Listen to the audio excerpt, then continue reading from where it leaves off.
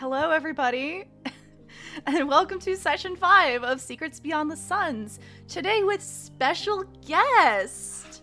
First things first, we'll go around, quickly say who we are and who we are playing. I will start. I am Mare. I am the game master for this game. And then I'm gonna go to the first person on the overlay, which is Seth. Hi, I'm Seth. I will be playing Zephyr, and I am a stalwart Stormheart of the Order of Weavers, and I weave stealth with sorcery. In this past week, since between sessions, I have spent most of my time just searching for the Grey Reaper headquarters, doing my best to find any kinds of leads. I think I may have something. I definitely saw something strange in the bleed, but that is what I was up to. Caitlin. Hi, I'm Caitlin. I play Alondra, who is where's my sheet? A iconoclastic ardent Order of Goetica who fuses nightmare to fist.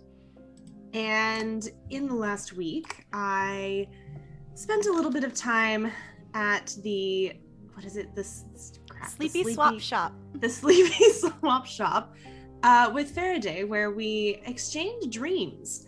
I actually had one of the best night's sleep that I've had in quite some time, but feel a little bit less punchy today than I have been feeling. Farideh. Okay, Abby. Hi, I'm Abby. I'm playing Farideh today. I am an eremitic ardent apostate who breathes runes.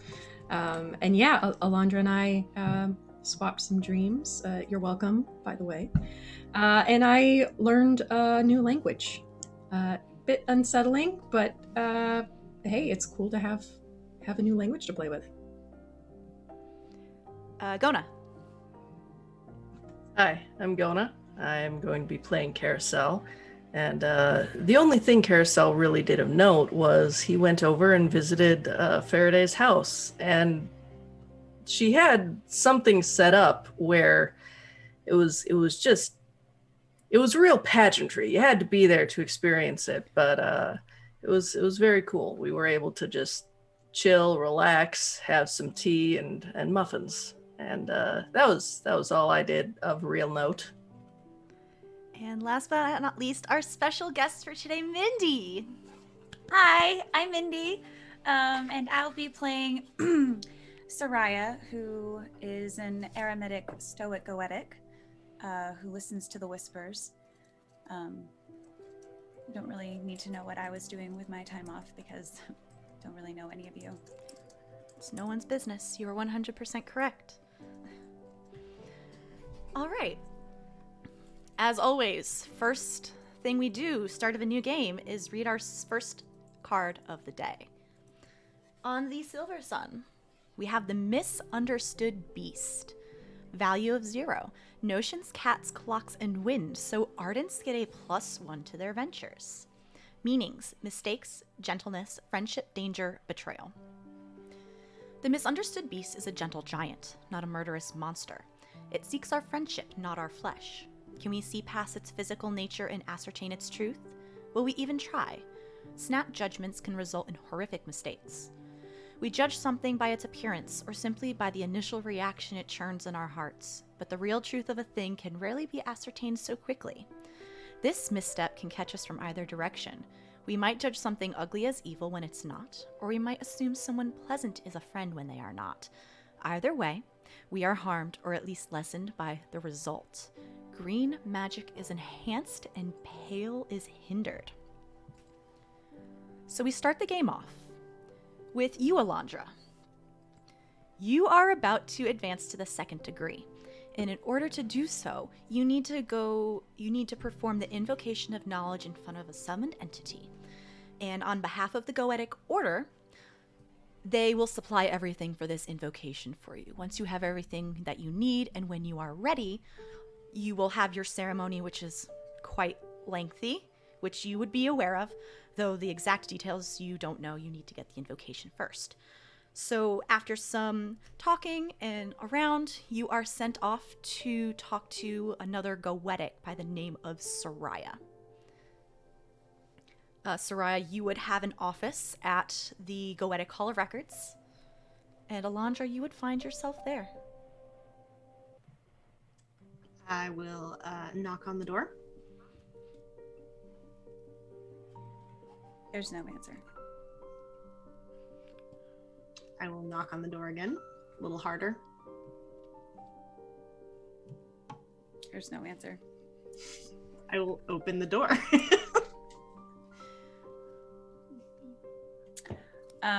What does she see? Soraya is sitting behind a large desk that is very neat, very tidy. You see a woman with dark curly hair. It is pinned back out of her face. White colored shirt, black vest. She is very clearly invested. She kind of pauses when the door opens. And over her shoulder is a large demon. A creature with no face or eyes, but a large number of maws with teeth. And it does take a few steps towards you, not necessarily threatening, but definitely why are you in here? Soraya, after her pause, I do not acknowledge you. Alondra's lips purse a little bit in the presence of a demon, but doesn't say anything, and then just, hello, I was told to come find you.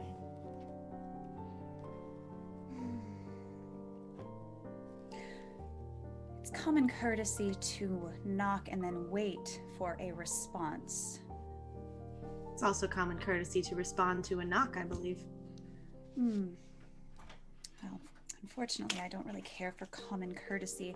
Who are you? My name is Alondra. I'm a first degree. I'm sorry. Sorry, we're all breaking character right now because Megan Fine. must bring a cat in here. Going to redeem Thank you, my the cat, points. and, you know, I had to bring Okay, him on I'm his going back in, own. I'm going back in. Okay. People being assholes.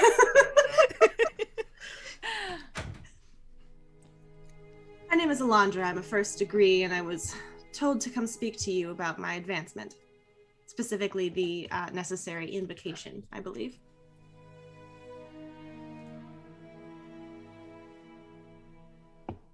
And what is it you want from me? The invocation? As you can see, I'm very busy. You'll need to go trouble someone else with your things. Yes, unfortunately, I was specifically directed towards you, and I do respect that you are quite busy, so if you could just give me the invocation, I would leave you be. No. Good day. Is there someone I should ask instead? A higher degree, perhaps? I'm sure whoever gave you my name is more than capable of providing you another one. Who gave me her name? Joseni. Joseni is a 4th degree goetic. He has hair that is essentially a mass and mane of butterflies. Ooh. Oh. Would I know what degree she is? Is that common knowledge? And I I'd don't know say how that in works. this order it would be common knowledge because the goetics are very ritualistic and they're very organized in their notes and their records. Mindy, can you remind me if she is 2nd or 3rd degree? I'm 2nd? 3rd? 2nd? One of those two. I am not a 4th degree. Not 4th. Lower than 4th is my question. Yes. Yes. Yeah, there we go. Well, unfortunately, Joseni was the one who directed me specifically to you. I'm happy to go back to him and inform him that you seem to think he's mistaken. Then perhaps you should do that instead of continuing to waste my time. Understood. And when he sends me back, because I sincerely doubt that Joseni made a mistake, Wouldn't that just take up more of your time than if you were just to give me what I need now? There's the door. I see it. I also don't see this invocation, which is quite necessary for my ceremony. Is there a particular reason you're insisting on blocking me? No. I didn't know who you were until this very moment. I assure you it has nothing to do with you and everything to do with my time and the fact that you are now wasting it. And I will unfortunately continue to do so. However, if you hand over the invocation, which I believe would take you all of 30 seconds, I can leave you to it. As much as I have enjoyed this conversation, I am done. The demon does kind of... And I will go back to my work. Yeah, the demon doesn't really do anything, but it does square up behind Soraya. Well, I look forward to seeing you again soon. And I will walk out. Okay. As you close the door, you hear like... I don't close the door. Oh. as you leave, even better, you hear, you have one job. Go close the damn door. The demon goes to shut the damn door. And I guess I head back to Jaseni. Jaseni has his own office. He is sitting there doing his paperwork. He doesn't have his door completely shut. It's kind of like office hours for him. And he's in his office. I'll like knock on the open door a little bit. Oh, and he'll put down his pen, ruffle some papers. Oh, thank you for coming. Did you get what you needed? Well, I got something. Is this invocation classified in any way that I was unaware of? No, it is not. Why? Did she... Let me guess. Her attitude has not improved since I last talked to her. Well, I can't speak to that, as I don't know when you last spoke to her, but her attitude is questionable, and she refused to give it to me. I will handle it. I apologize for the waste of your time. Well, make sure to apologize to her for the waste of hers, because apparently it was a major imposition. Mm-hmm. I will make sure to say what needs to be said to Miss Soraya. Appreciate it. I will make sure that she delivers the invocation to you. Where would be best place to be to send it? I'd say probably the benighted. No, we're not going to go to the benighted song at the moment. I'll come pick it up if she can just leave it with the desk out front. It shouldn't be too long. Okay. And he'll wait for you to step away. Which I do. Soraya, you get a brisk knock at your door, but it is immediately opened. There is no wait for welcome. Come in. Does nobody understand how doors work? Does nobody, i.e. yourself, not understand common courtesy and directions, Soraya? I was provided no directions, although I suppose they were implied. I thought you were smarter than this, Soraya. Oh, I'm quite intelligent. That's not the thing that's in question here. Rude, then. Some of the butterflies flutter. They flutter in, not frustration, but irritants. Ew. Listen, I was hoping that you would have just been able to do something very simple. I should not have to tell you, especially since you have gone through the invocation of knowledge to get to the degree which you are currently at. There are a number of people who can spend their time doing these very important things that I simply do not have the time to afford. Why not ask one of them? Because they are all currently pulling their weight for the order, and yet I haven't seen anything of note to come from you in some time. I was hoping you'd be able to pull your weight.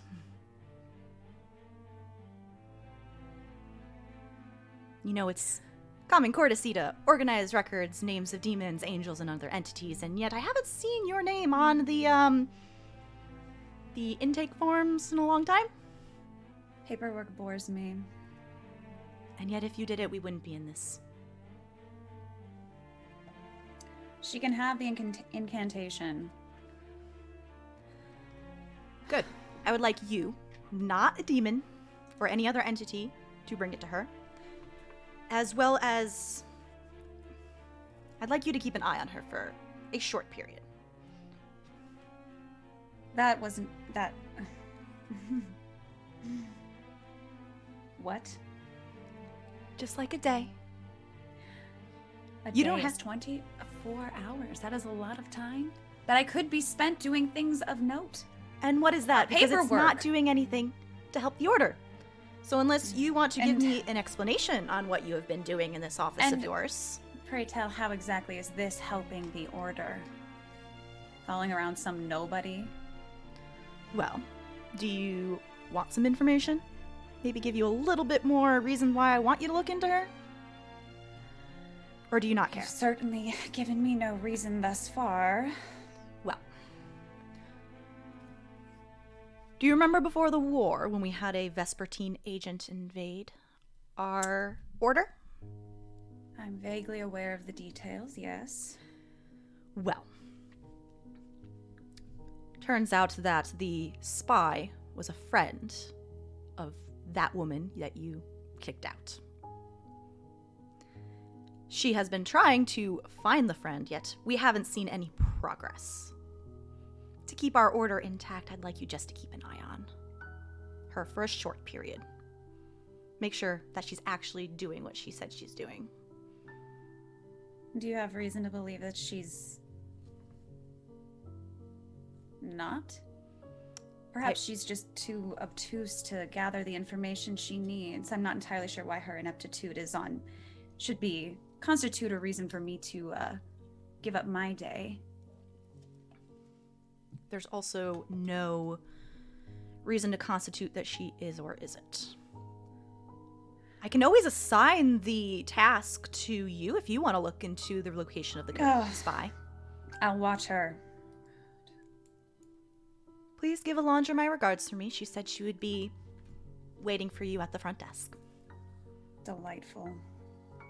Have a lovely and wonderful day, Soraya. And he will leave with the butterflies trailing behind. I will get the incantation. I forgot what the incantation is. It just like the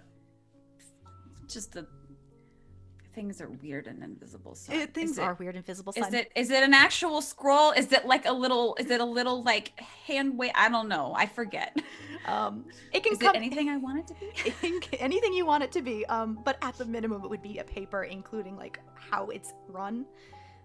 Sure. At the minimum. That seems, there's nothing fancy in this office. I will collect that.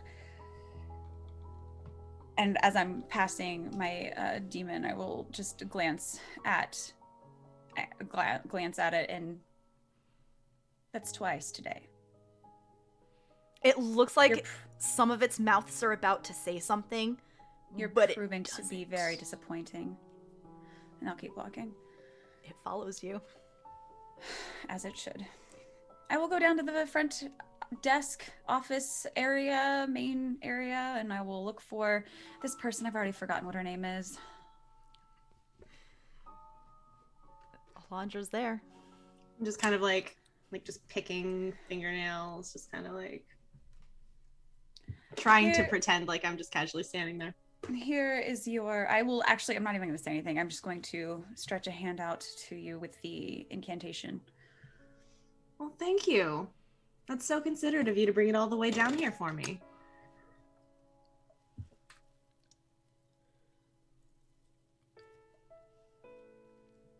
Mm-hmm.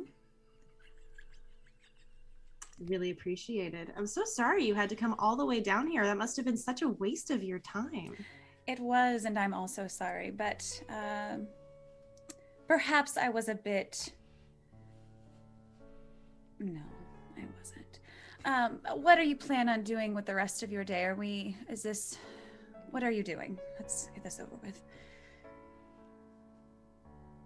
I just like to be thorough in my work. Unfortunately, if this is going to be on my plate, I need to follow it through entirely, which does include a bit of bonding time, as it were. Ah. Well, you are you're welcome to Using your words very well right now. It's very impressive. Yeah, thank you. Real quick, actually, timeline wise, I know there were two things that had been planned, was the ceremony and also the shopping trip. When are those? The ceremony does not be done right away. I'm going under the assumption that the group is meeting today to go to the Celestial Bazaar. Cool. And the little scene with Karosael is probably happening while you're talking to Soraya. Okay, I just didn't want to be like, we're going shopping, and then be like, that's not happening today. Okay. Well, was meeting several people in the Celestial Bazaar. We have some things to look into, a few things to pick up. I have a lead that I'm following up on for a project for the Order. You are welcome to join if you would like to. I wouldn't, but I will be. I can't wait to meet your friends. You would know, Soraya, that the Celestial Bazaar is another district in Saturnine, which is essentially a ginormous flea market and like market and stuff. Yeah, a lot of people. They pack a lot in 1.5 miles square miles of bazaar. It's going to be a painful 24 hours, but here we are. I can't wait. Lead the way. All right. And I'll just kind of awkwardly start walking out. We'll follow. Karosael. There was something you wanted to do. So at this point, we've probably spent enough time at the Benighted Song. Karosael kind of knows the schedule of things. And so right around the time when he knows that Mothula is going to be going on duty, like he's going to try and catch him before work so that he's not doing the awkward, you have to stand here and talk to me because I'm a customer. Like we're avoiding that mess. He's going to wait on the bench outside of the Benighted Song, where before he was sitting and eating muffins. Now he's just kind of sitting there holding a little box. You don't see Mothula right away. The doors to the Benighted Song are shut completely. They are not ready to open yet, as one, it's not time, and two, Mothula's not here yet. There's nothing for him to bouncer, so to speak. But probably maybe like waiting for like 5 minutes, you do see a little flickering at the edge of your vision. Oh, and he stands up and he does a little, like he adjusts his coat and, makes sure he doesn't have any crumbs in his beard or anything, and starts walking over to him. What you see when you finally turn your attention towards the front of the song is Mothula, but he is not very large yet. He is probably only about the size of your head. And he's like starting to crawl up the wall to get into place. Oh, is that Mothula? And he just kind of like waves at the little moth. Oh, Karosael. Hi, you caught me before I started work. Hi.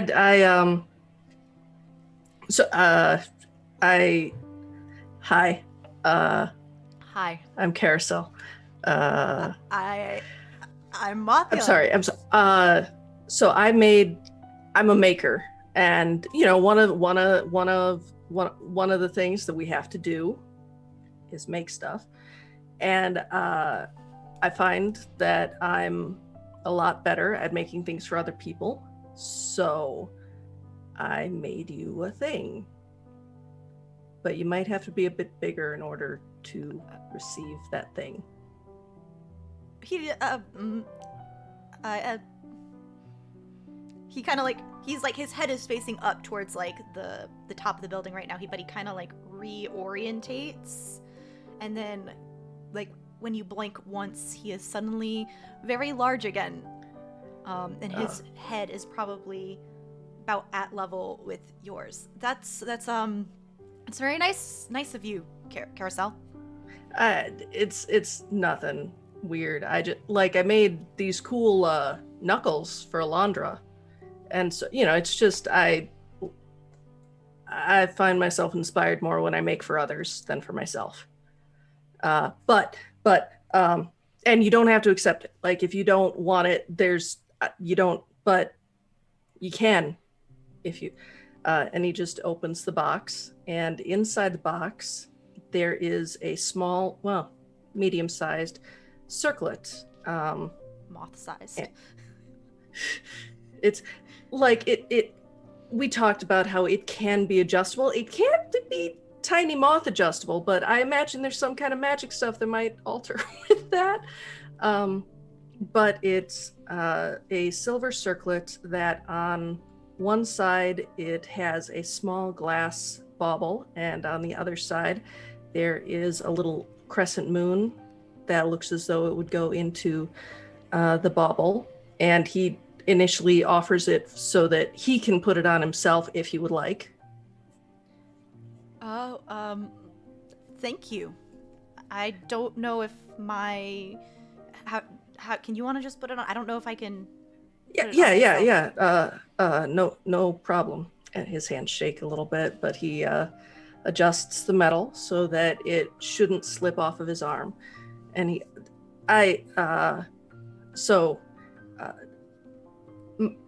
back in Shadow, I had a sister who also did music stuff.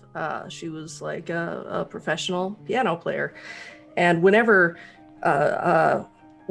she would have a song that she just couldn't figure it out, she would she had this old antique metronome that would keep the time for her, and this I made it to be kind of like a metronome. And he presses the little moon, and the glass orb starts pulsing with a light at a specific pulse. You can make it go faster or slower, depending on what you want. But when you use this, you should have just that little bit of a better performance. I love your performances, but I also know that professionals can sometimes have trouble with a song. So I thought you might like it. That's very thoughtful, Karosael. Thank you. I'll make sure to use it when on the next open mic night. That would be awesome. I'd love to see that. And if you want, we can catch a drink sometime, like when you're not working and teeny tiny. I imagine you can't drink a lot when you're teeny tiny. Yeah. Can you drink? I can. Most moths can't, from what I understand, but I can. Yeah, magic Mothman. Yeah. Yeah, that's how it works. Yeah. Anyway, I have to get started, but thank you. You're welcome. I'll see you later. And he's gonna start walking towards the Celestial Bazaar, but like the moment that he knows that Mothula wouldn't be looking at him anymore, he'd just do like a jumpy and a punch in the air, and right himself and head back on out. So the Celestial Bazaar Actually, before I get started, let me pull the next Sooth card of the game. On the green sun, we have the Enticing Jewel. Invisible magic is enhanced. Value of 2. Vision, swans, blades, and water. We don't have any empaths in the party, so it's moot point. Greed, money, beauty, gold, success. Light at the end of the tunnel. The brass ring, the center of the target. The object of our desire lies before us in the form of the enticing jewel. We want it. We want to have it. It represents beauty, but the side of beauty that demands attention and probably possession. It is the beauty that can sometimes call to our darker natures. It brings out greed, ambition, and selfishness. So the Celestial Bazaar is its own pocket dimension, similar to what Fartown is, and it cannot be reached within a couple of the districts, and one of those districts is Fartown, as well as the Hollows. So you probably are not meeting at the Celestial Bazaar because you need to leave Fartown, you need to take a train out of the Hollows to go to a different district to enter the Celestial Bazaar. If that makes any sense. As a whole, the group of you would know that the 2 closest districts to get into the Celestial Bazaar are Lower Taverswood and Quiet Lake. Those are the 2 closest districts. But I'm going to be quite blunt with you. No one remembers Lower Taverswood exists, so you're up to you whether you go there or not. It's just unremarkable. So I will leave the following to you. Where are you meeting somewhere? Gonna try and get to the Celestial Bazaar and meet there, which is crowded as hell. Farideh, Zephyr, let's start with you. I mean, knowing Zephyr, I feel like she would probably want to meet everybody first and then just go as a group so as to catch up, I think, with people on current events and to just make sure that, you know, nobody gets lost before we even start doing the thing. So Zephyr would have elected to meet somewhere. If there was a place that was particularly unremarkable to the point where people forget about it, she also would have forgotten about it. So probably not there. Yeah, I love that. So what was our other option? Is that, oh, sorry. You can technically go to any of the districts, all of the other districts except the Undersling, Fartown, and the Hollows, which is where you walk out into once you leave Fartown, have an entrance to the Celestial Bazaar. So the closest ones are just Lower Tavers Woods and Quiet Lake. You would just need to take a longer ride on the Indigo Rail. Well, Quiet Lake sounds lovely. My suggestion, and just makes sense in my head, is you might have maybe like met outside, like right before the gate to the Hollows and traveling together. Yeah, that makes sense. Yeah, like the gate to the Hollows is a hustling Visley hub. There's a lot of stalls of books. The chained library is here where you can do research and learn spells. A lot of people have done little pop-up bakery shops and coffee and tea because literally it's just a lot of Visley. It's like when you're in college and everyone is just studying on the first floor of the library.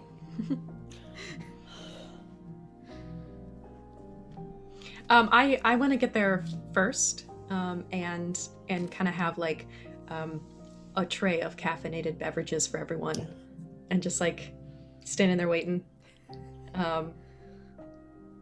waiting for folks, just people watching. Is Samuel with you today? Yeah, why not? Samuel's on your shoulder with his own itty bitty small cup. It doesn't have caffeine in it, but it's just probably like a small thing of tea. And then, but Soraya, Mindy, Samuel is a little brown rat. If you look at the character art, he's there. He's my little friend. And Samuel and I can talk to each other, but no one else understands Samuel, so sometimes he'll be chattering away, but you won't be able to tell what he's saying till I translate. And I've got a breath rune out, so it's just kind of like this sort of foggy, kind of smoky form of a rune in my new dream language that I've learned. So for those of you who know that dream language, it's a rune for persuasion. Okay, good to know. Thank you. Who arrives next?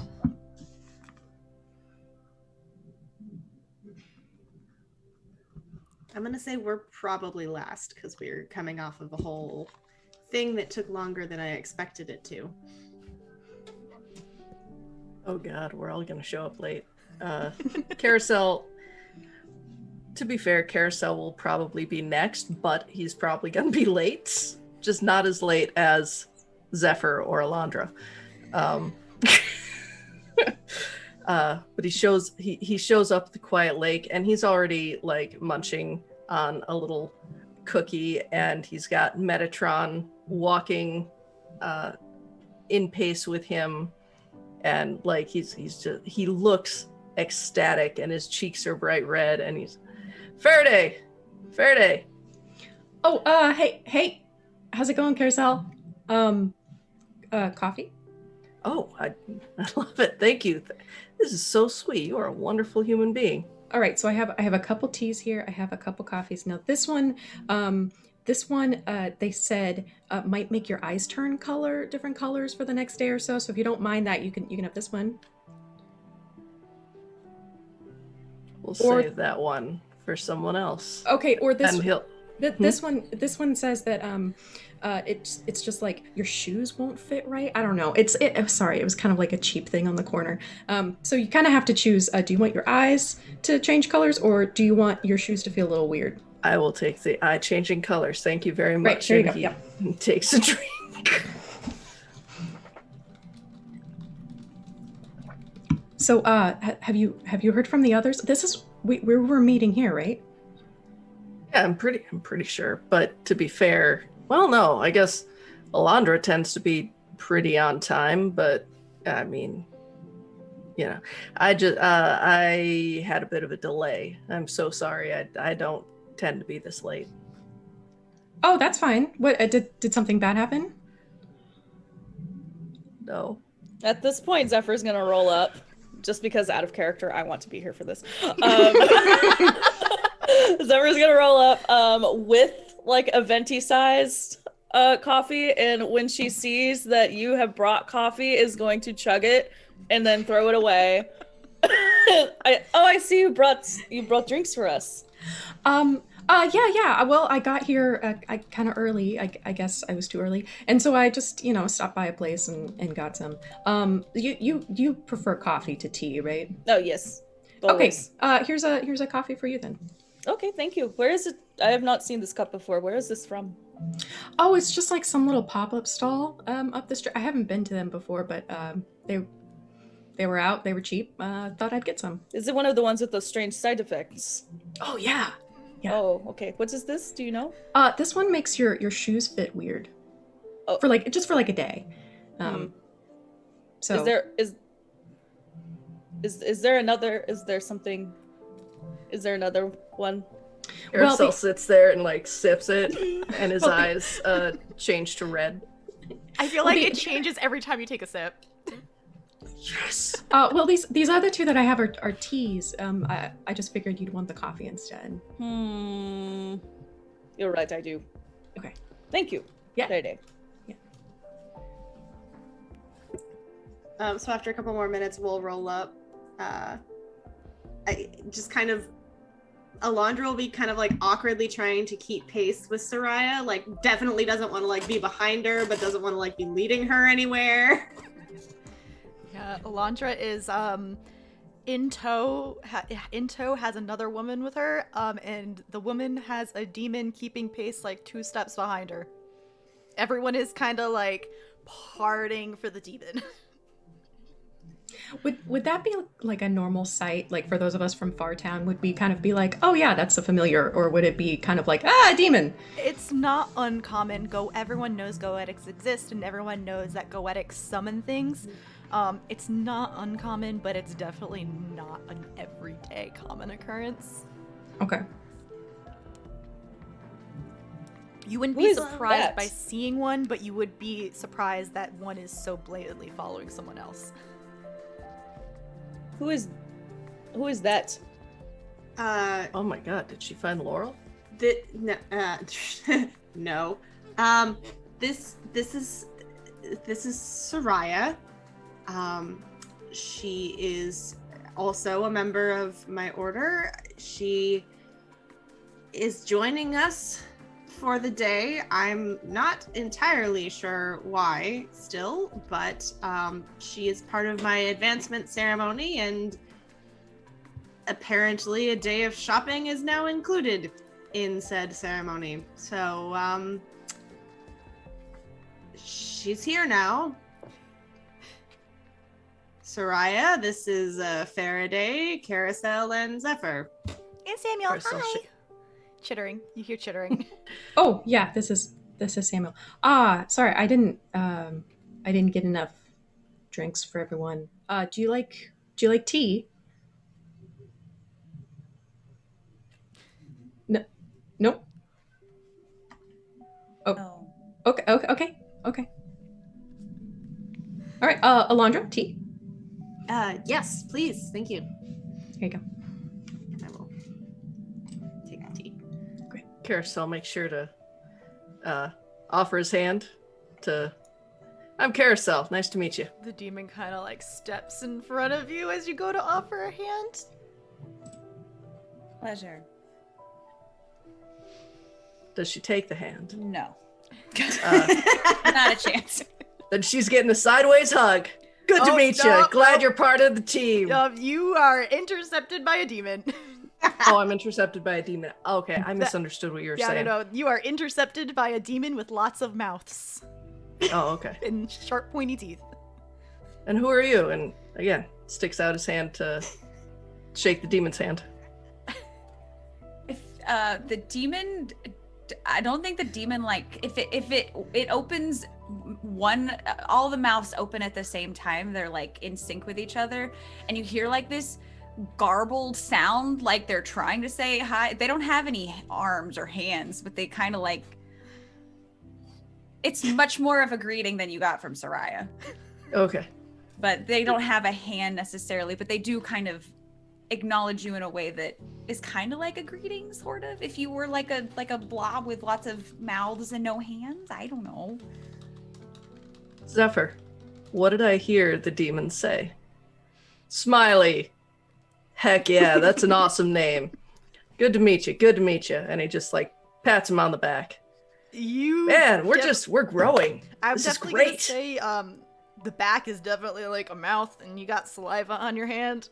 This is fine. He wipes it off. Like nothing is destroying his mood. There's no way.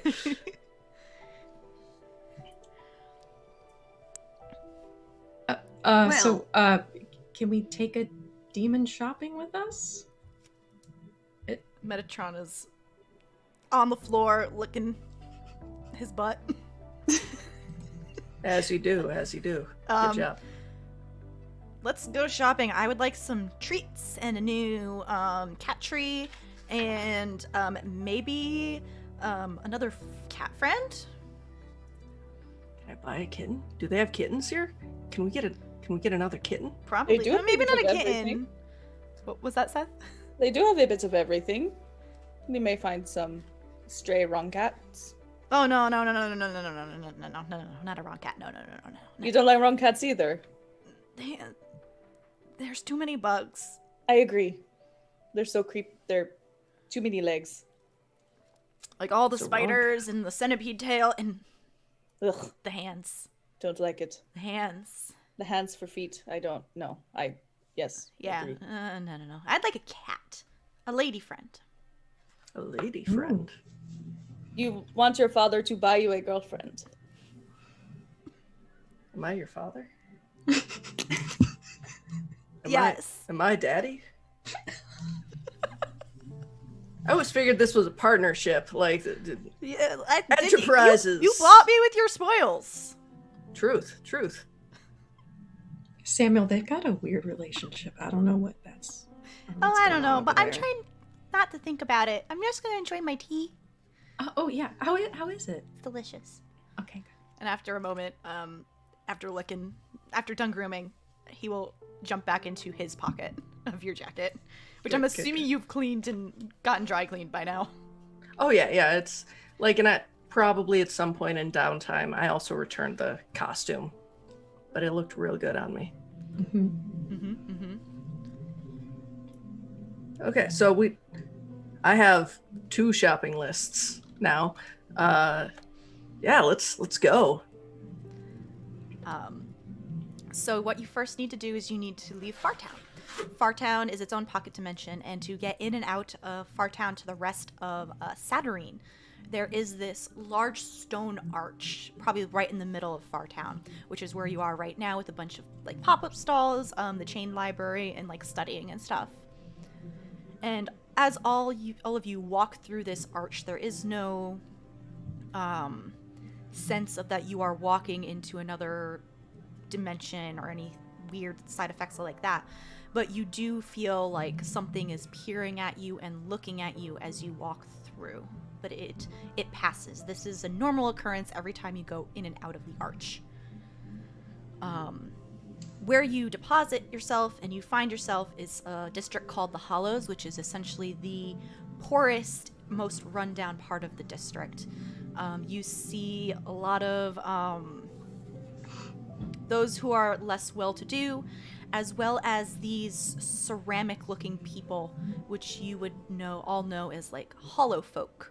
They came from another half-world off the archipelago, and they are essentially a ceramic, and they are hollow inside, but they are regular people.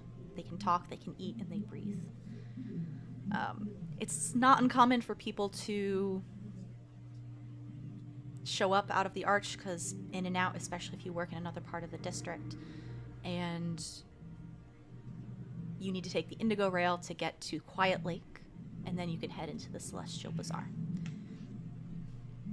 The Indigo Rail itself is essentially just a train, and it zooms across the ruined expanses, which are ruined parts of the city after the war. It's not going to take too long to get to Quiet Lake District, but is there anything anyone wants to talk about on the way there?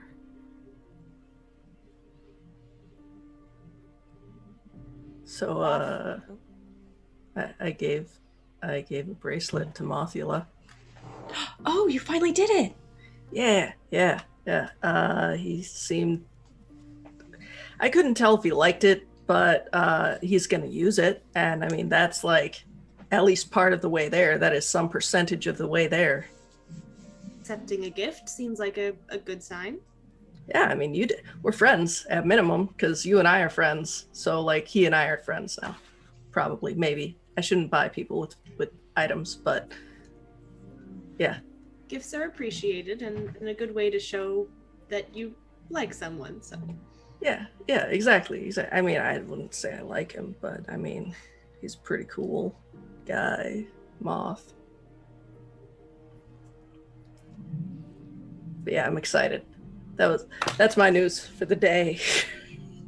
Yeah, hopefully he'll use it next week. From the pocket of from Karosael's pocket, you see a furry little head of a gray cat pop out, Soraya, and he's just kind of looking at you because he saw your face at Karosael talking about Mothula. Hey, haven't you seen a guy in love with a moth before? Not in love. It's not like that. It's not like that. And he tries to cover the cat as he's got my paw eye pointing. Clearly. Goes back down into the pocket. You're such a good cat. And he takes out a treat and he gives it to him. Hell yeah. Hell yeah. Alondra will look over at Farideh's rune and just kind of... So it was successful then? Seems like it. I mean, I think I'll probably need to practice with it a little bit, but I got the basics. I have to say, it's very strange to see that language in the world. Oh, speaking of Farideh, do you look tired?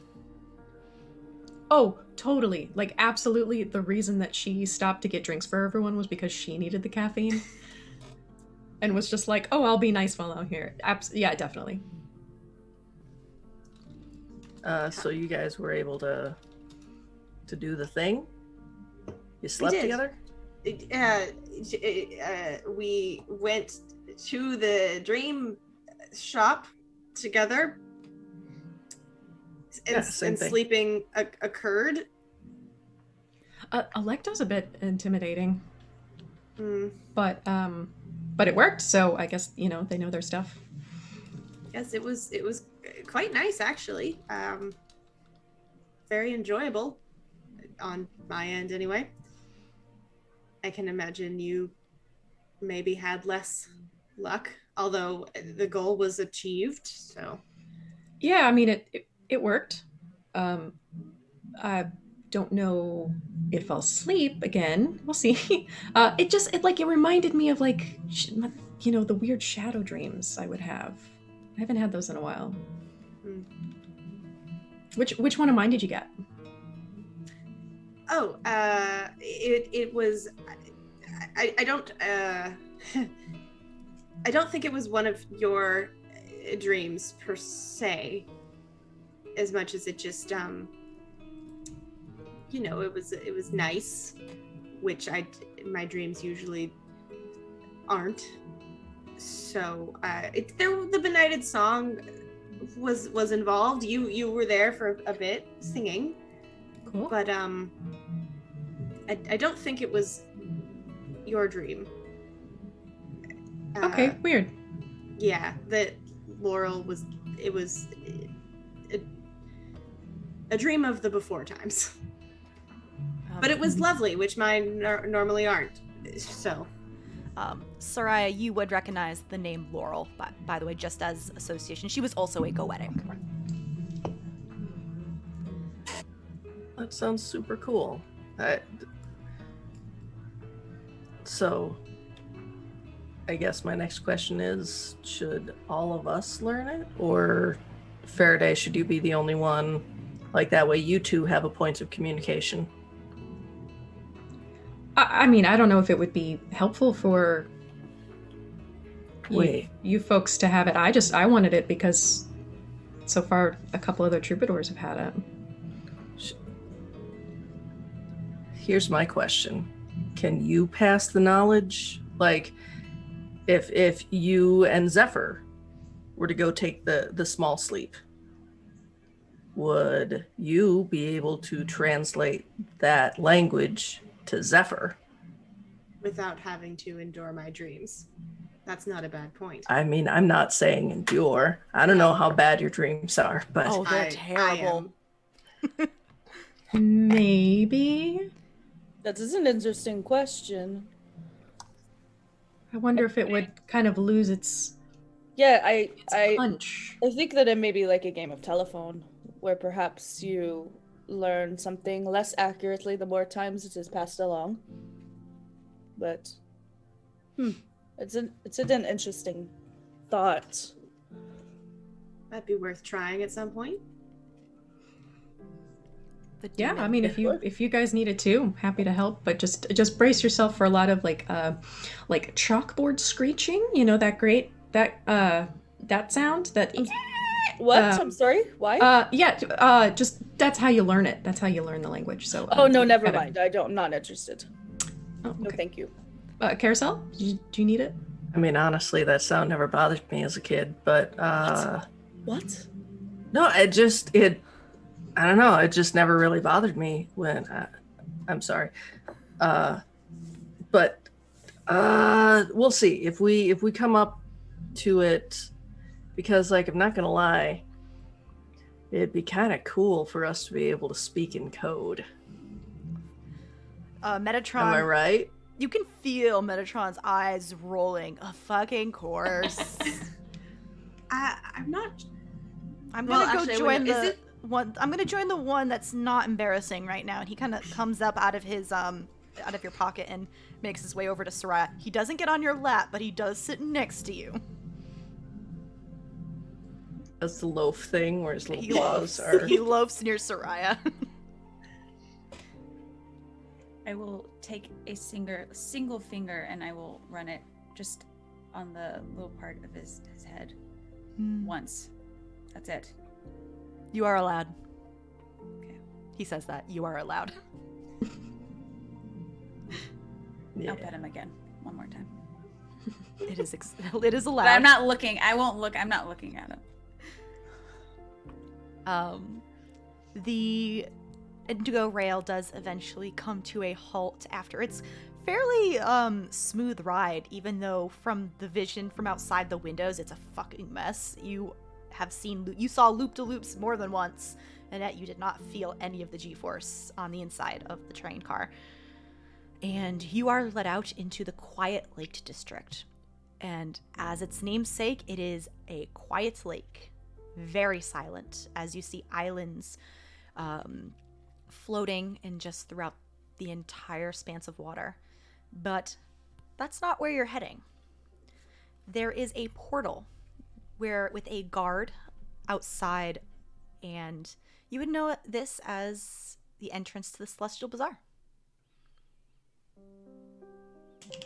As you approach, the guard just nods at you. They don't really... They acknowledge you, but they don't say anything. Way to the portal. Mm-hmm. I'm not looking at you, and it's not really clear who I'm asking. Although I am asking Alondra, it's probably not evident to anybody. Is this typically how you all choose to spend your time?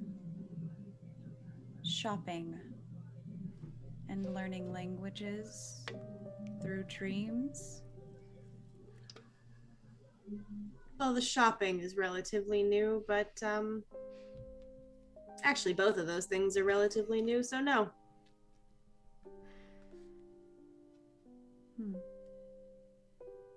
As I mentioned, the shopping does also have a purpose. We are following up a lead on something we've been looking into for some time. Oh, really? What is it exactly you've been looking into? I don't know that that's your concern at the moment. It very likely isn't, and trust me when I say I don't really care, but...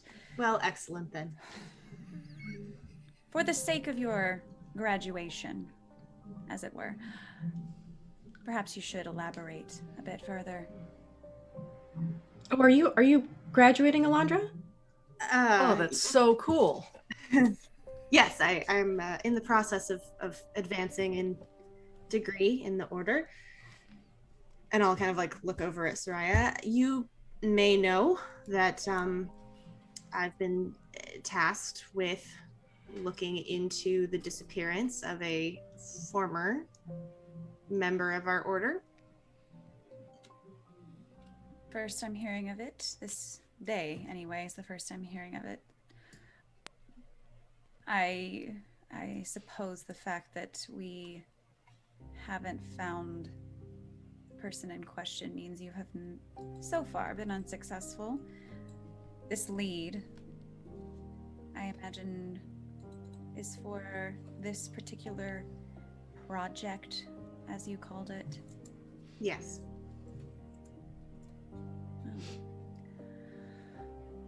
Hopefully it provides something useful. That's the goal. As you walk through this portal, which is kind of like a smaller arch compared to the one in Fartown in the Hollows, you feel a little tingle in your memory. Nothing to be concerned about, but you do kind of forget that what you ate for breakfast like 3 days ago and miscellaneous unimportant stuff like that. Choose a small insignificant memory and it is gone. All of us as we walk Everyone. This is something called a memory gate. It's kind of like payment getting into the Celestial Bazaar. Usually insignificant. Overall, you would know that these memories are used to make orbs. And as you head in, I am going to pull the next card. The card I have pulled on the Blue Sun is the Incriminating Skull. Value of 5. Secrets, Ravens, Books, and Flames. So Gallants get a +1, which I don't think we have any Gallants in the party. I think it's literally just Stoics and Ardents. Disaster, Discovery, Evidence, Connections, Friends, and Family. The skull is uncovered, revealing a long-buried wrong. It is evidence of a crime. However, the skull was once a person, and that person's family and friends miss them. They wonder what happened to them, and discovering the remains of the victim actually brings them some comfort and closure on the situation. The evidence that is uncovered might be the result of a long investigation, or it might be entirely accidental and inadvertent. It might be something that people have long searched for, or the remains of someone or something that no one even knew was missing. Last, it might be something that someone was trying to actively conceal, or it might just be the remains of some past event covered up only by time. Gold magic is enhanced and silver is hindered. As you enter the Celestial Bazaar, I want every single person in this Zoom call to imagine the biggest market or flea market that you can and triple it. There's so many stalls, usually only more like small, packed together, people hawking their wares for food. There's entertainers performing in the streets and on small corners. It is crowded and it is bustling.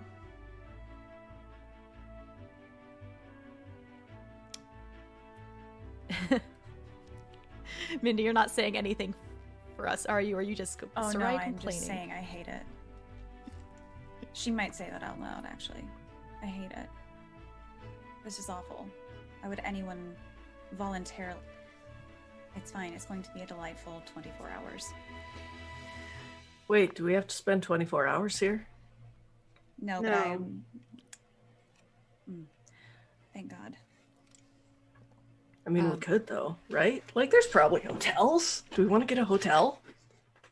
Oh, my God. maybe. Swimming pool. That Hotel we could- swimming pools. We could just spend the full 24 hours here. Oh my God. I do have some crystal to spend. Mm-hmm.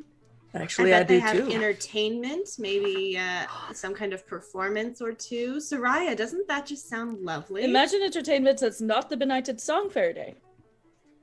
Yeah, every busker that we pass, like every street performer, I'm tipping. Like everyone, I'm just like throwing. Like doesn't matter who it is, it's just like for you and for you, and for you. If you want to like take away like 10 or 15 crystal, go for it. Great.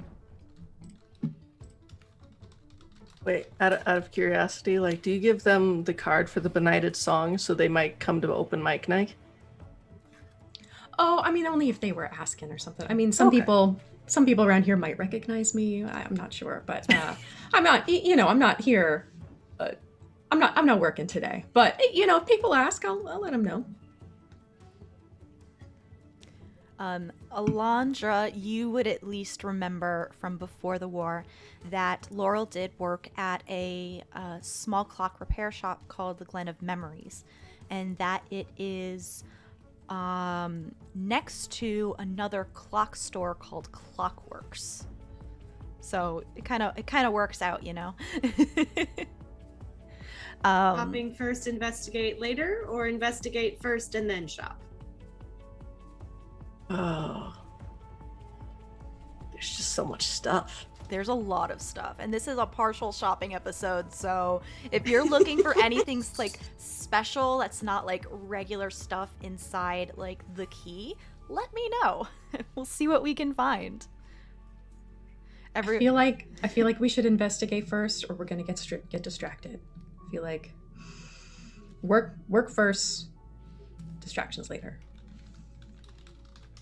I'll keep a list of the best distractions to come back to. Beautiful. And I will lead us towards Glen of Memories. Yeah, so Glen of Memories, as I said, is next to a place called Clockworks. You need to go pretty far into the bazaar to get there, but it's easy enough even with everybody being as crowded as it is. It's a constant movement and stream through the streets. Every once in a while, Soraya, your demon looks like it's about to like take something off of a stall to break it, but then it remembers that you're scary as hell. I don't have the time to deal with that. We're already dealing with enough shit as it is. Can we please just survive the next 23 hours? So, when you finally get to Glen of Memories, it's a very small shop. It's not even like a four walls. It's kind of like a stall with a tent and like partially open to head inside. So it's definitely shaded and away from the indigo sun that does float in the sky above you. Inside, you see clocks everywhere, hanging upon the walls. You even actually see one or two digital clocks from Shadow, which is really weird. Let's be real here. But most of them are analog and slowly turning and clicking. It looks like there is a partition to head to a farther, probably like a work area, but there's like a small table, and which kind of like it's currently empty. Karosael, you notice that when you come up to the stall, there is the sign Glen of Memories, and then like a more permanent area like current commissions closed, which looks like the closed part can be like picked up and removed, probably like replaced with like open, limited, etc., etc. But the eye in Memories has a little symbol on it which matches the symbol of Makers. Do I still have the coin, or did I end up? I think you gave it to Farideh. Okay, I wanted to make sure. But I've got it on me. Cool. I wanted to make sure. Hey, this person's a maker too. Oh man, I should. He gets out his notebook. I should ask him some questions. How much do you suppose a stall here costs? Probably not that much. I mean, he's closed, so it's not like he's begging for business. No, he's not closed. It's open. It just looks like he might not be directly inside like this commissions. Yeah, like he right? might be like or... behind that partition towards the back. Okay. Oh man, I gotta. Almost as if the sound of talking has summoned him, a man just about as tall and as wide as Karosael comes out from the back. The only difference is he has a lot more gray hair than you do. Looks like it used to be a bright blonde, but has such faded into gray. Oh, hello. Welcome to the Glen of Memories. I am Mirage. What can I do for you today? Are you looking for anything specific?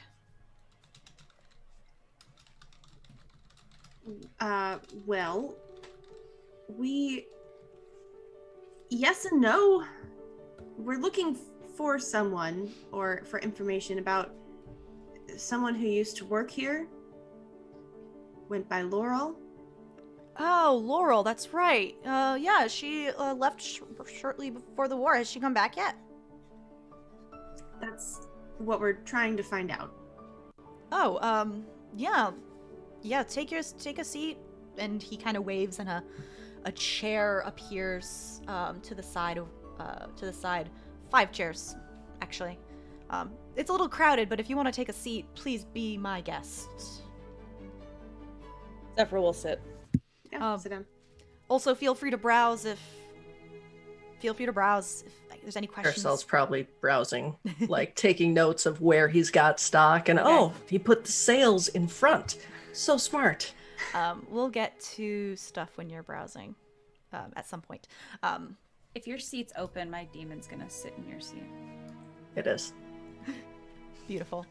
Seats for Smiley. God, Soraya does. Oh, no, Soraya does know its name. It's fine. No wonder he's such a disappointment. Oof. Big oof. Anyway. What can I do for you? What's your name? What can I call you? As I said, I'm Mirage. He holds out his hand. Oh, I'm Alondra. Oh, Alondra. That's right. Laurel's girlfriend, right? No.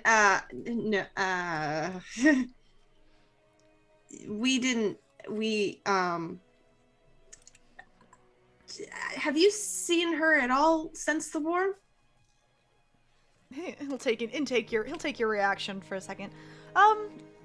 No, I've seen her sister every once in a while. Shame I've been super busy and she just hasn't been able to work because Not gonna lie, I do miss her. You haven't seen her? No. All right. That sucks. She was one of my best workers. Do you know anything about when she left? Did she say anything? Leave anything behind? I'm gonna pull a card for this.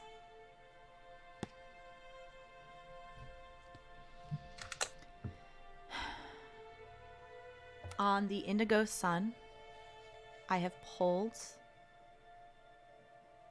the Blind Guardian.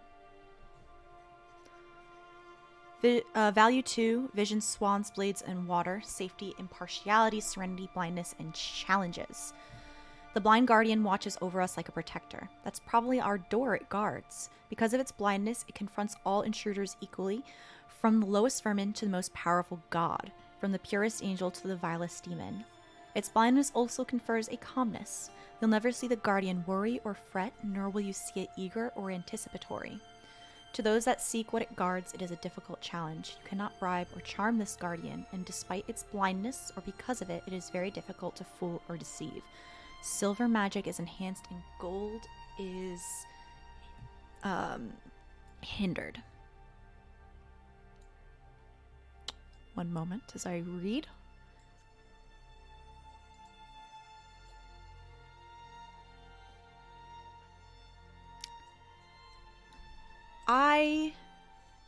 When she did give her notice, she did seem off.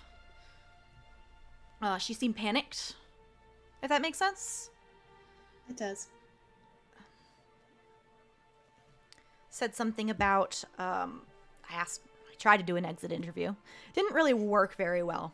I was asking why she was leaving, but she said that she and her sister were gonna go somewhere safe because of the war.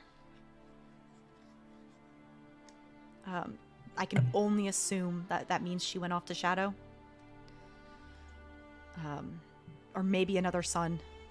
But during that time, it was kind of hard to find transportation during that time to get to another sun, so.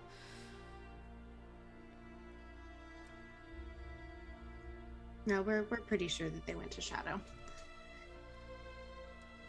But you haven't heard anything at all since? You didn't find anything that she left, nothing like that? No, but you are the second person who's come asking about her besides her sister. Who was the first? Didn't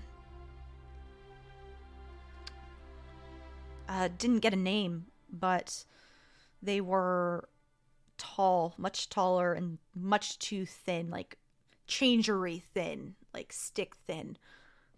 Didn't get a name from them. They were just kind of were asking one of these days. Looks like they came with someone else. I think an angel of some sort. Heard the angel call them Zoldi. Do any of us recognize that name?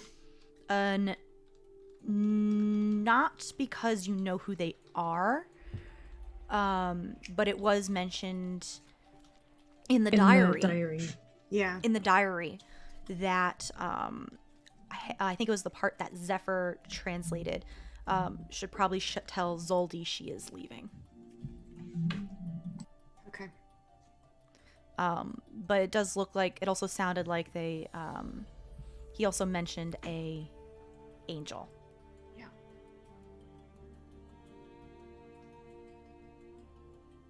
And I don't recognize that name? Probably not. Okay. They had an angel with them. That would probably mean someone from the order. Yeah, it was a angel with golden feathered wings. What exactly did this person ask when they asked after? Just that if I've seen her. really. That they needed to talk to her about something important. Sounded like that Laurel might have known something that they're trying to figure out. I don't know. They were kind of like being super closed-mouthed about it. I see. Did they leave any kind of contact if you saw her to contact them somewhere, anything like that? No, they didn't, but I picked up a couple feathers. Angel feathers are useful making ingredients. Can I see them? Yeah, sure. As long as I would like to keep them for making purposes. Yeah, of course. And he'll go out into the back and come back with a couple feathers, probably like this big, of a golden hue. They seem to match a cape that Laurel used to wear often. Mm-hmm. Do they seem like legit angel feathers?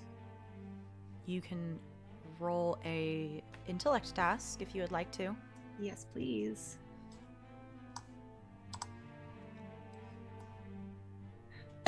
And I'm gonna go ahead and use the Bene on that. Mm-hmm.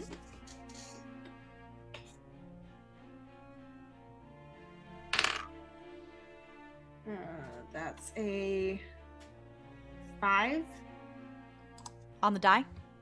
No, 4 on the die, so 5 with the Bene. From what you can tell, it seems like it. Okay. Farideh, Zephyr, and Soraya. Karosael, I know you're looking at the clocks and the stuff around.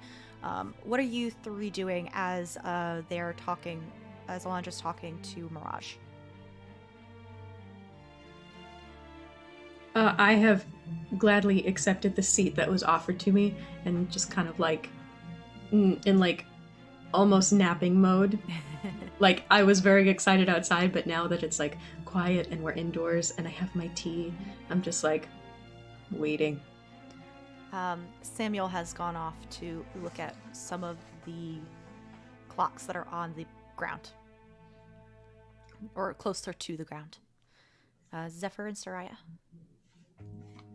I was sort of involved in the conversation, just kind of like, hey, what did they? I think after not really getting any kind of information that is indicative to anything that Zephyr may know, she will actually stand and probably actually join Karosael and just kind of like look at stuff, even though she probably doesn't understand any of this shit. Mm-hmm. Looking for anything cool or Okay. chillin'. And Soraya. So while the conversation is kind of taking place, I'm kind of glancing towards Smiley.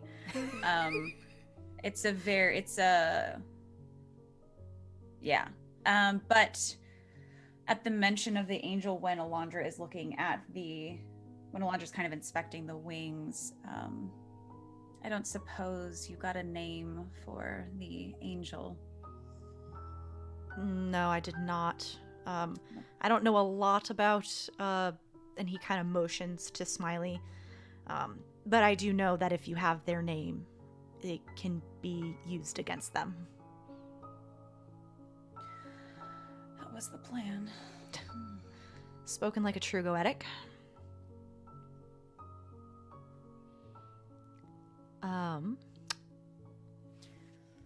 Kind of all at once, as Karosael, you're browsing, Zephyr, you're browsing, and Farideh, you're not really browsing, but Samuel is. You kind of hear a little squeak from Samuel, like, Farideh, it's you in this clock. And Zeph, I kind of have something for each of you, so I can't talk 5 different things at once. But you all will eventually see something in these clock faces. What do you mean? I'm not in the clock. I'm too big for the clock. No. Come You here. could get in the clock though. Come here. Come on. Mm-hmm. Okay. Yeah. What is it? Okay. But look. And Samuel's standing in front of like a probably like a 12-inch high clock face, which is just ticking and ticking. Behind the numbers and behind the clock hands, you do see yourself talking to something. It's you. Look, I don't know what you're talking to, but And it's not like a reflection of myself. It's like me as a little person inside. you're kneeling on the ground, in front of it. Yeah. Mirage kind of like looks over at you kneeling on the ground. Oh yeah, that's kind of like a quirk of mine. Whenever I make and fix clocks, they tend to show things you've remembered or seen.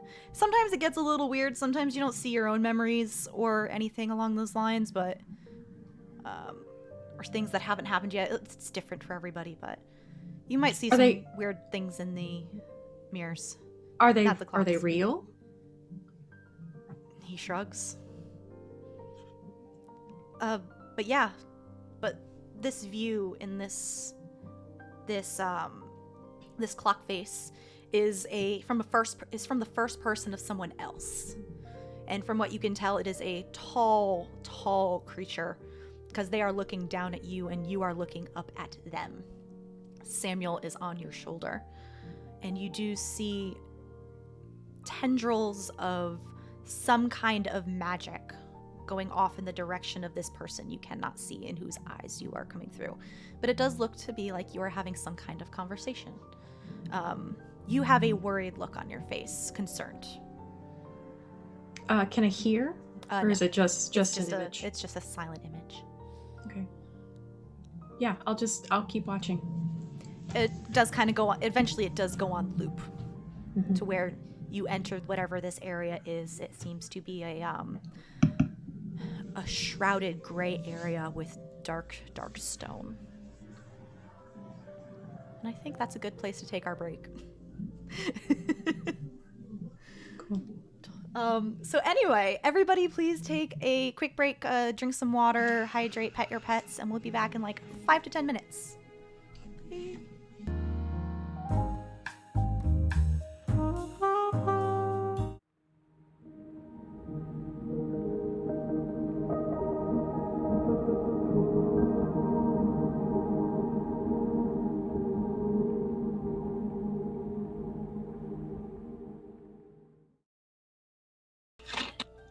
Thank you for that eggplant, Seth.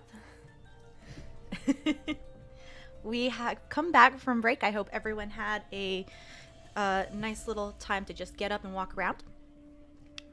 We left off with Farideh seeing something in one of the faces of the clocks down at Samuel's eye level. But last time I checked, Karosael and Zephyr also browsing and looking around at the clocks. Zephyr, in one of these mirrors, you do see a familiar sight. It is a very popular and well-known street corner from Shadow. You remember this day as a very brisk autumn day. As you are doing one of your regular gigs, you see Carmen's face in the crowd gesturing to you. Do you want to describe exactly what this entails on one of your normal days? Yeah, so Zephyr, I can say, like, what Yeah. I did in Shadow, right? Okay, Yeah, okay, of cool. course. I didn't Whatever know you if that feel was- comfortable sharing. Okay, yeah, no, none of this is a secret or anything. But in Shadow, Zephyr was kind of almost kind of, well, not almost, she was sort of a con artist in the sense that she was a street magician and kind of relied on having a plant in the crowd to support her illusions and her sleight of hand. So Carmen was the person who she would like partner with, and they would like get one over on crowds together, or like they'd call each other up as random volunteers to make things look like, oh, like the bullet catch trick, that kind of thing. So that is kind of what I have envisioned, is like this is another of her like her famed like bullet catch things, and maybe Carmen is signaling to her like, okay, yeah, I'm ready, I'm in position, there's a shit ton of people here, let's make this money. And this was one of your more successful days that you made money. But that is the memory you see in one of these clock faces. Oh. How strange. This is one of the only things that I can remember clearly from Shadow. Why would... Your clocks are strange, Mirage. Yeah. Can't help it, though. I fix them up and they get... It's just a weird quirk of mine. Just kind of happens. Is it everything you make, or just clocks? Or Just clocks. just clocks? I don't get it either. If I look over, can I see her scene, or do we only see our own scenes? I would say if you were looking at it while Zephyr was still in front of it, you could see her scene. Zephyr Okay. would be just kind of staring at it, like trying to relive. Yeah, I want to kind of peek over her shoulder. Oh, you were a performer too? Performer is generous. Oh. In a manner of speaking, yes. Cool. Is that why you like to hang out at the song so much? It's just like good memories? Partially. Mostly it's just good music. Which is far out of my ability.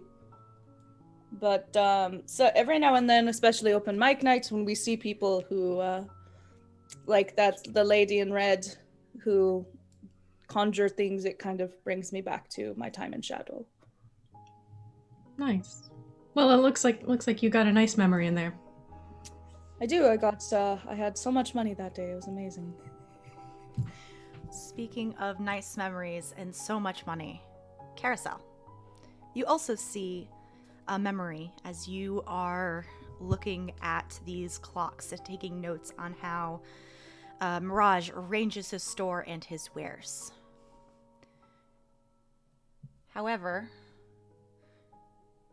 yours is not as a nice memory as Zephyr's.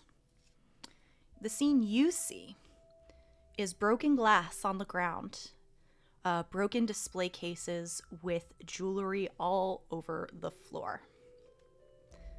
You can't hear it from the clock itself, but as you're looking at it, you do remember the sound of police sirens and shouting and yelling from just outside. And you see other people as part of your squad. You see Ryan looking up at you, saying, and you can't hear it, but you remember the words clear as day, "Get out of here." Karosael reaches out a hand to touch the clock to try and reach through. But as he's looking at the memory, because it is a memory and it cannot be changed, the view turns around and starts to run away from Ryan. As he goes up to reach it, is anyone looking at him? Yeah, I was actually about to say that if Zephyr had put together that, like, wait, Farideh can see mine, can we see Karosael's? Like, I like to think that she would kind of, like, nudge Farideh and, like, he's got some crazy shit in there, let's look. So yes, absolutely, trying to peek around this giant man with my tiny, tiny self. So if he knows that they're looking, like, all of a sudden his demeanor changes and he goes, "Oh, that's awesome!" And his hand accidentally knocks the clock off and it falls to the floor and shatters. He goes, "Damn it, that was one of the best motocross things that my family ever went to. Shit, that was such a good fucking day." Karosael, we cannot take you anywhere. I'm so sorry. I'll pay for it. I'll Yeah, pay for it. I was about to say, sorry to. I know you're breaking you by it. You know, it's crazy. Like, these hands can make anything, but I can't. And he gets out the crystals and We'll say it's so like how much? 10 crystal is fine since it sounds like your fellow maker. Maker discount. Oh, that's awesome. Thank you. Your shop is so well set up. Like, I love the fact that you've got the more common clocks back here, but the expensive ones, so that way they have to go past the cool expensive one. Like, this is a great setup.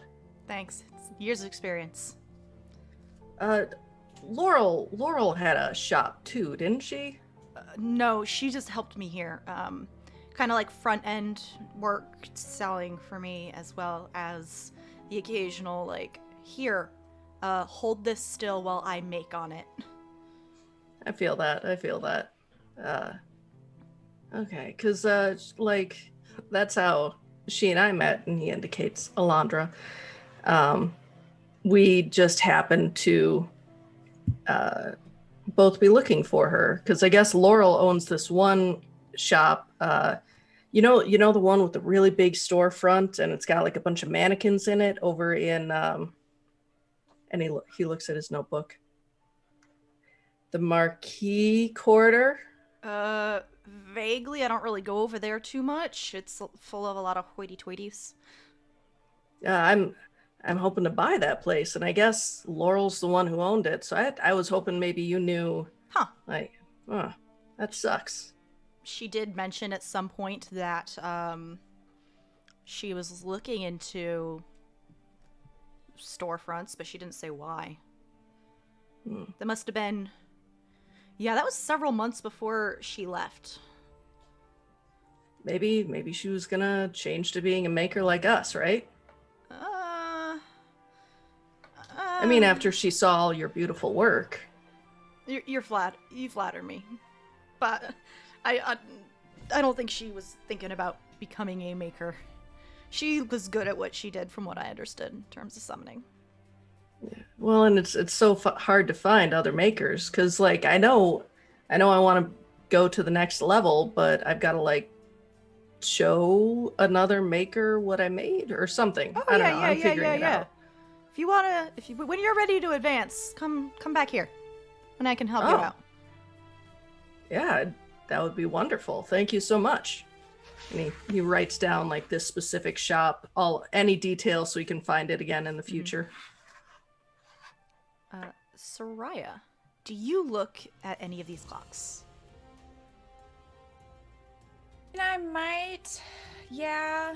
I mean, this is not providing the delightful information I was hoping it would. Not that I really care, but probably. I imagine I'm perpetually bored. I get disinterested and I start walking away. Smiley will stay. Smiley knows to stay. Smiley knows to stay and kind of listen in should any further conversation go on, but it sounds like everybody's dispersing anyway, so sure. Yep. When you're browsing out of disinterest for the current conversation, you also see a familiar sight isn't the right word, because this is not a memory you have had, but the location is extremely familiar as you look into the dark room of your sister's bedroom.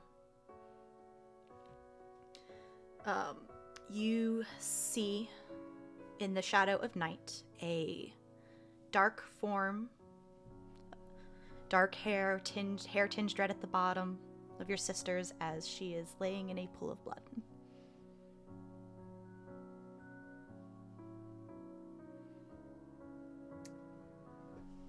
I just stare at it. I won't say anything. You know where Shade is right now. She is home, working in the dungeon. Mm-hmm.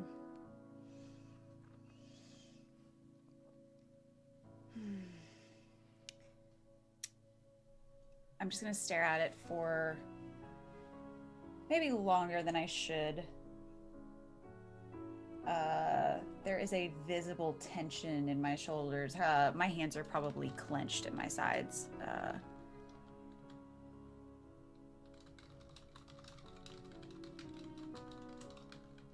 This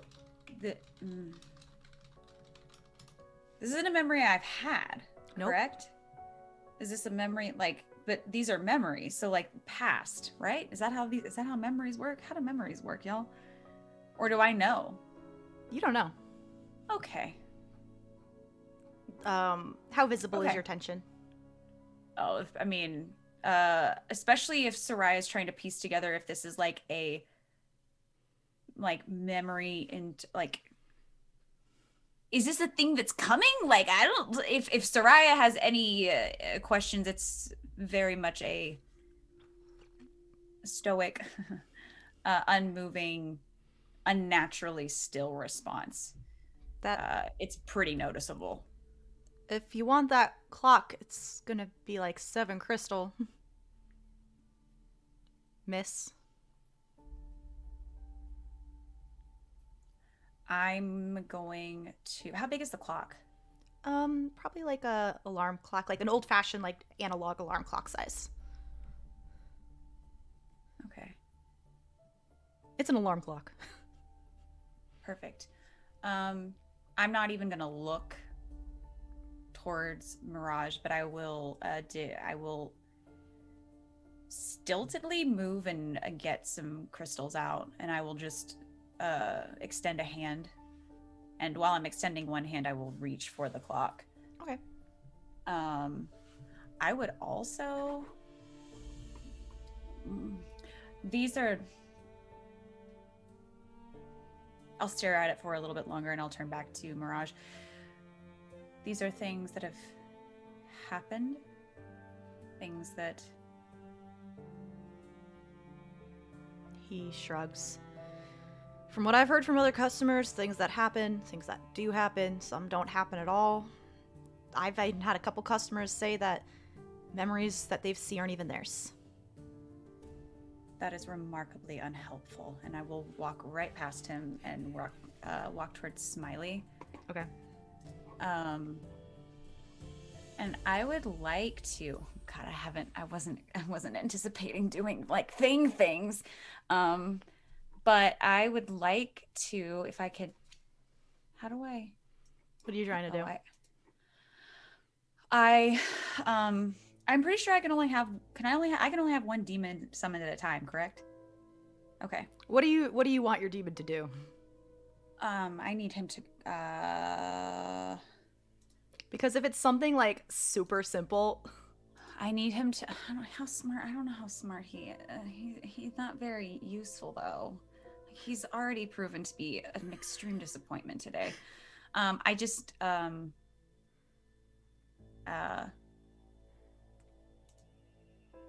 you want to? I guess technically, I would have summoned him as a guard. I don't know if I can do this, but what I would like to try, is I would like to go over to Smiley. I would imagine my demeanor makes it very clear that like something's about to happen. So I imagine he stands up. Shade, go now. As in like go to like protect. Yes. Okay. It's still guarding. It's not thick-o-wetic. That's the only reason I wasn't. Yeah, I'd say it's still guarding. You're just changing like who to guard. So I will say this happens without difficulty since you already summoned him for the day. Okay. Each mouth breaks apart into smaller mouths and they all scuttle out of the shop. That is terrifying. I hate every part of that. Why did I look? I just like hold Samuel. Oh yeah, some of these mouths were big enough to swallow Samuel in one gulp. Oh god. Sorry. We see Shade. We pull back on Shade like, what the fuck is this thing doing here? Yeah, she's pissed. She's fucking pissed as this thing follows her Meanwhile, around. all of her clients are like, what is this? This was not in the negotiations. I'm gonna get a earful later. You're gonna get a earful. Anyway. It's fine. She'll be alive. Alondra. Everything all right? Should be. Is that the extent of the lead? You can tell she's still a little shaken. Unfortunately, seems to be that way. I will leave my contact information with you. And if you happen to hear from Laurel, I would appreciate just any information you can provide. Of course. And then I would also like to briefly browse the clocks before we leave. Okay. You also see a familiar memory. Definitely a painful one, as we're going to go into a flashback scene. Okay. You knew this was coming. I told you this was going to happen. I know. It is probably about mid-afternoon, early evening, as Fartown is once again wreathed in autumnal leaves, as you are following up a lead from one of the higher level goetics.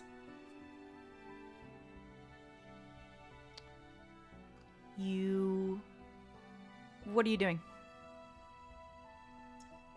Yeah, I am heading towards the location that I was told where the Vespertine spy will be meeting with a contact. I've tried to reach Laurel since we're doing this investigation together, but wasn't able to do so. So I am just kind of briskly walking towards the location with an eye out to see if anything strange is happening around me.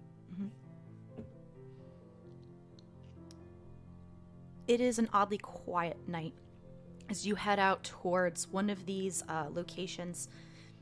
It's definitely outside of the regular border of Fartown, but not so far enough into the body of ruined expanses that surrounds the entire district.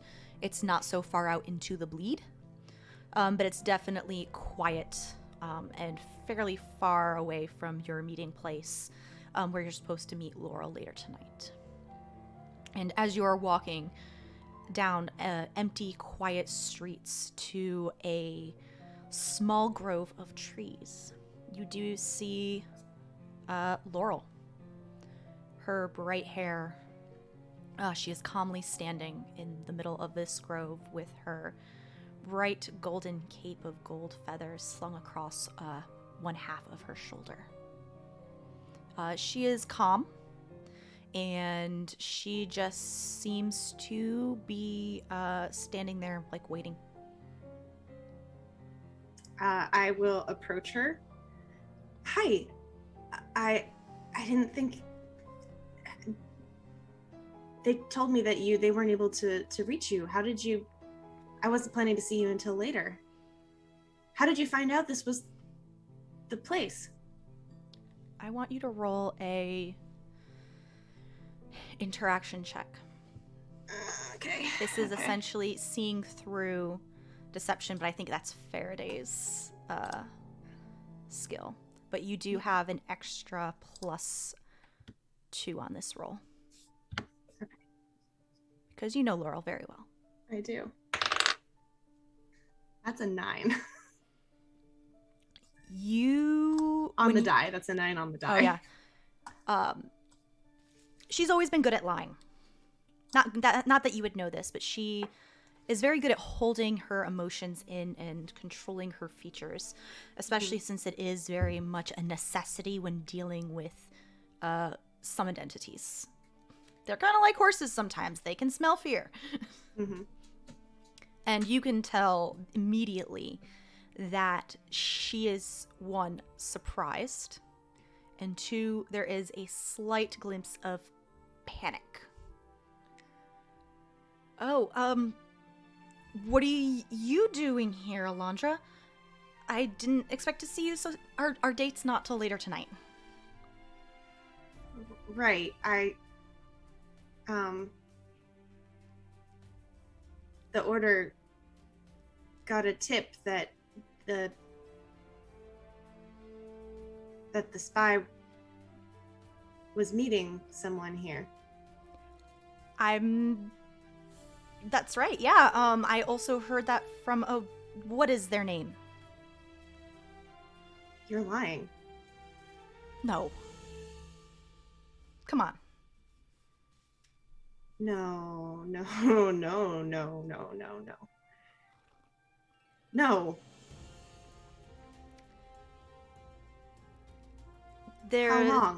How long?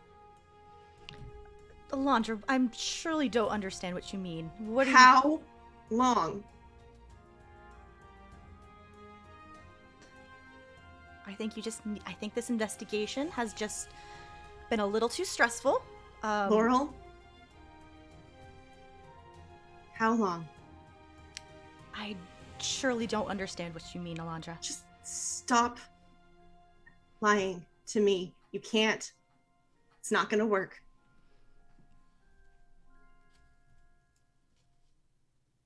When? Why?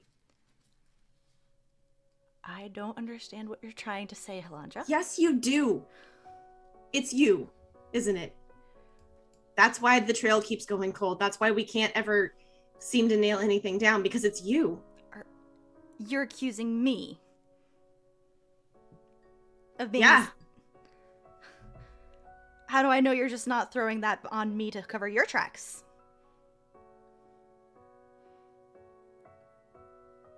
Why would you do this?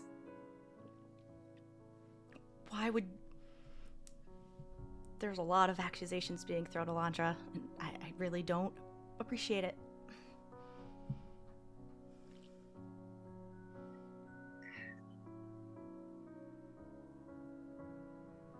How much of it was a lie?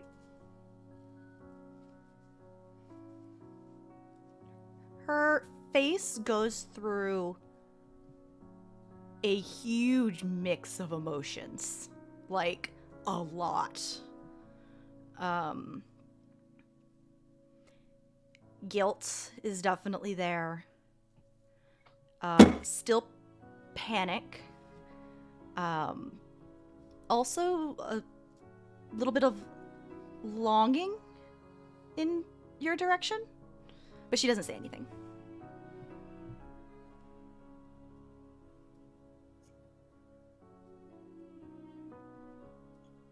Why would you pick the only path where you knew I couldn't follow you?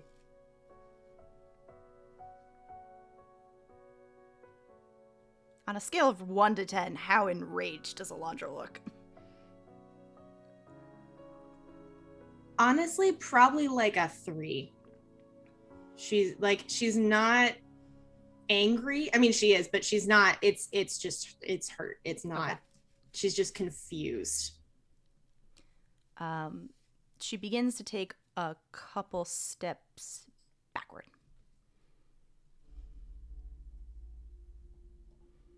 I'll take like one step. Like, I'm not chasing her, but I'll take like a step forward. Just tell me why.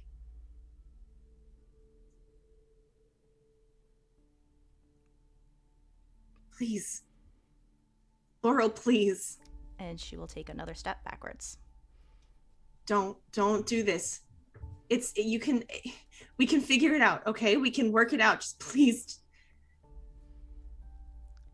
And she will begin to turn away and bolt. In a slight...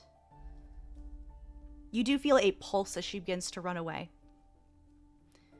And her movements seem to become more graceful. As she moves through the trees and almost seems to disappear. You know that she used her secret soul. And with that, you do know her secret name.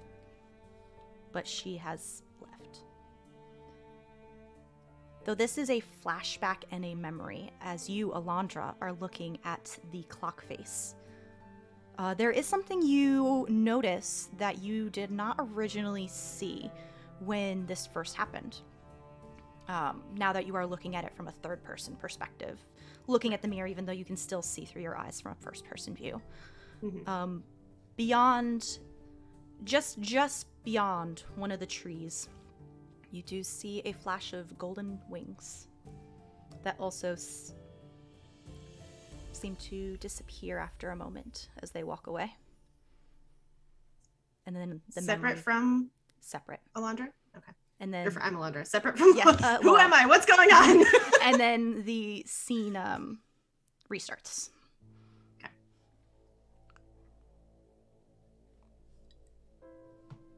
Alondra's jaw just kind of tightens a little bit as she looks at it, but there's no other reaction.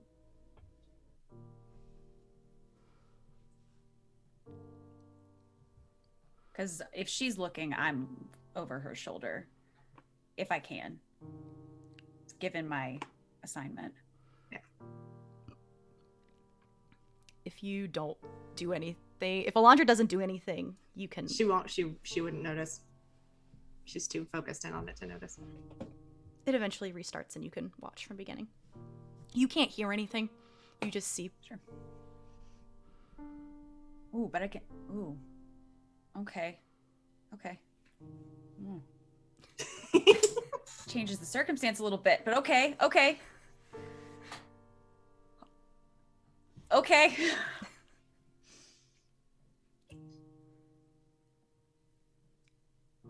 Miss, are you interested in purchasing that clock? Yes, please. On the house.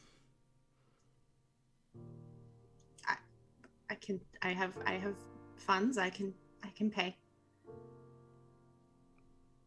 On the house. Employee discount. Thank you. And I will pocket. I'll take another look when it gets to the point with like the second figure. Yeah. And then I'll pocket it. Okay.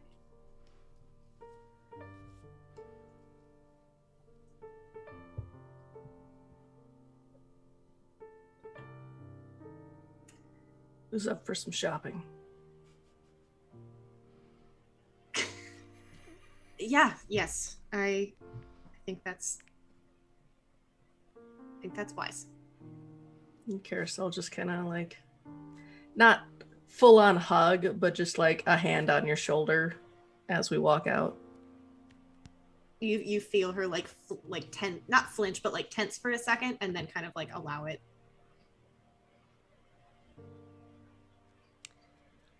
So. I was thinking about buying a pry bar. I think I could probably stash it in here somewhere.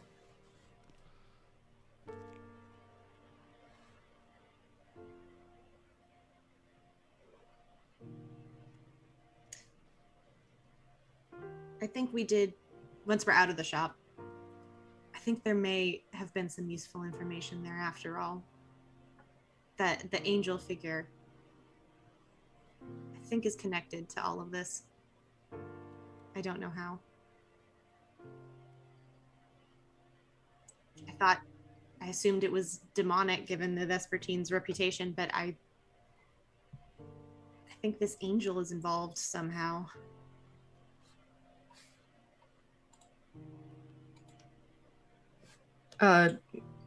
DM. Yes. I feel like Karosael, like, do all angels know each other? No. No. Okay. Absolutely not. That's what I thought. No. Sorry. I kind of know the angels a little, but you do. I don't know that. Well, I mean, the name and stuff. So when I first came here to try and like make a niche, I went to the angels and Some angels. Some angels to a group of angels. And I mean, I don't know that it can help, but I don't know. You know angels by name. I know one angel by name, not like the name, but like, I can be like, hey, Ted, and he'll be like, Karosael, and I'll be like, yeah. It's somewhere to look. I don't know where else. I mean, summoning angels is a thing, but again, there's no guarantee that anyone we summon would know anything. Yeah, it's not like all angels know each other or anything. Right. Laurel favored her right hand as well, so there's also no guarantee that any angel we summon wouldn't have worked with her previously. There's a lot of angels and demons. A lot.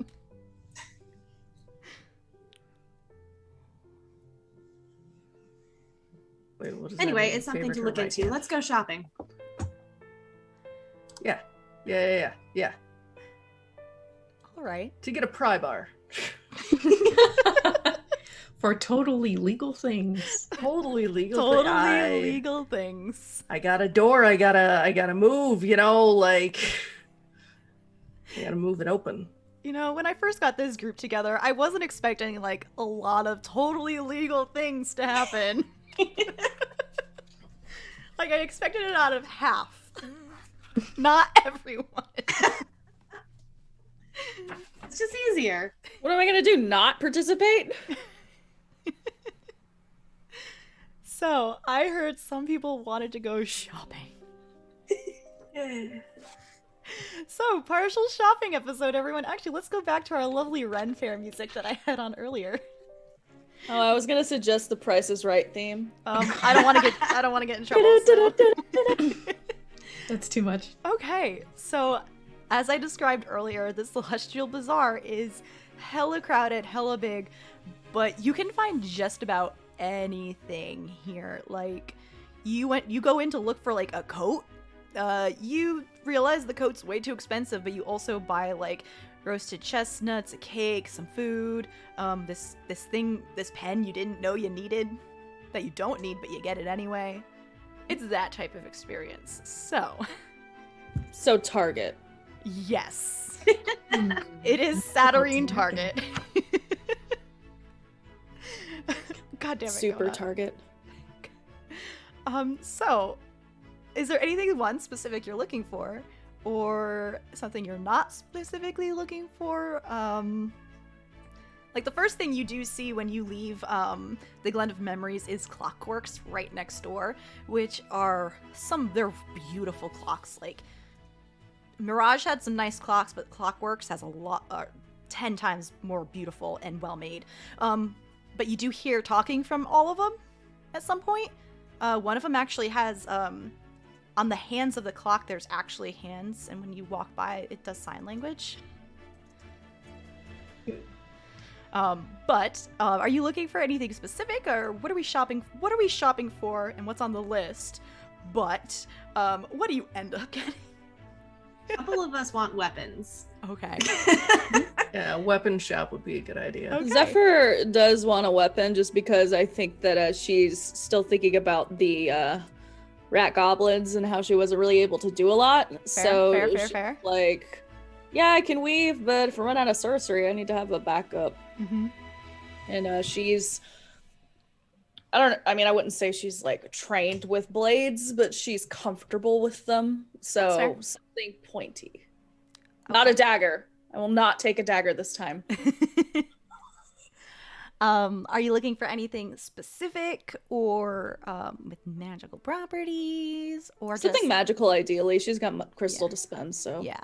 And you want some kind of sword or something like that. Like a sword, I'm thinking. Okay. How big? I mean, now that you mention it, I love the aesthetic of a small, at least partially gay girl with gigantic blade. Yeah. So Like Final Fantasy Yeah, style. yeah, yeah. Exactly. hell yeah. So Gonah.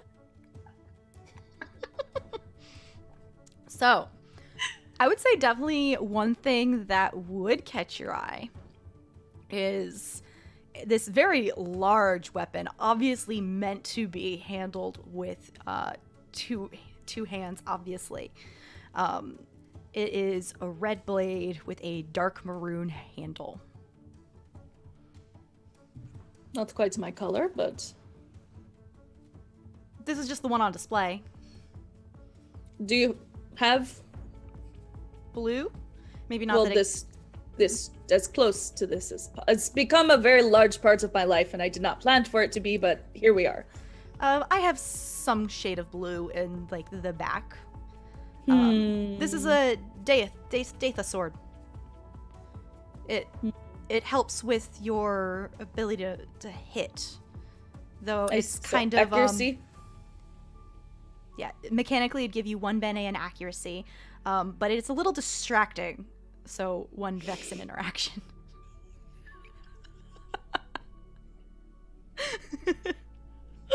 Oh, like I give a fuck about interaction.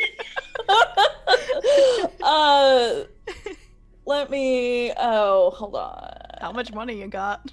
I mean, I have money. I don't have an interaction pool, though. It gives you a vex. It's something I would tell you to when you try to make an interaction task. I could say, "Hey, spend 1 vex," and you'll have a -1 instead of a +1. That's fine. That's fine. Is there anything else in this shop that may catch Zephyr's eye, or is that kind of like the only thing that fits what I'm looking for? There is also a very similar sword. It's a thinner weapon, not as large. It's called a reticulated sword. Sounds cool. Level 4, 1 bene to your accuracy and 1 vex movement. Those are both really good. I'm going to think about it. Okay. Do we want to come I'm back going to let to somebody else go. Anyone who else wants to go shopping? I would like something that I can throw at people that will come back to me. Ooh. In case I can't get up and punch them. Ooh. I'm happy to have it be a boomerang or something magical. Okay. Oh, what was I reading? I was literally just reading something like this. It might not have been Invisible Sun. Oops. Just like a hand axe or something that'll just like pop back. Something I can just chuck at people. I would say if you ask around, you can easily find something along those lines. I would like that. Especially if you are going to a there's actually one stall being manned by a person named Luster, who has 4 non-attached arms hovering around him. Hey, Oh, great. what you looking for? I'm looking for something sharp that I can throw at people that will return when I'm done throwing it at people. How big? Something that can hang off a belt without being obscenely obtrusive. I got knives. Those are the easiest. Thinking like a small axe. All right. Thinking about just chucking an axe. Just, it's appealing. Okay.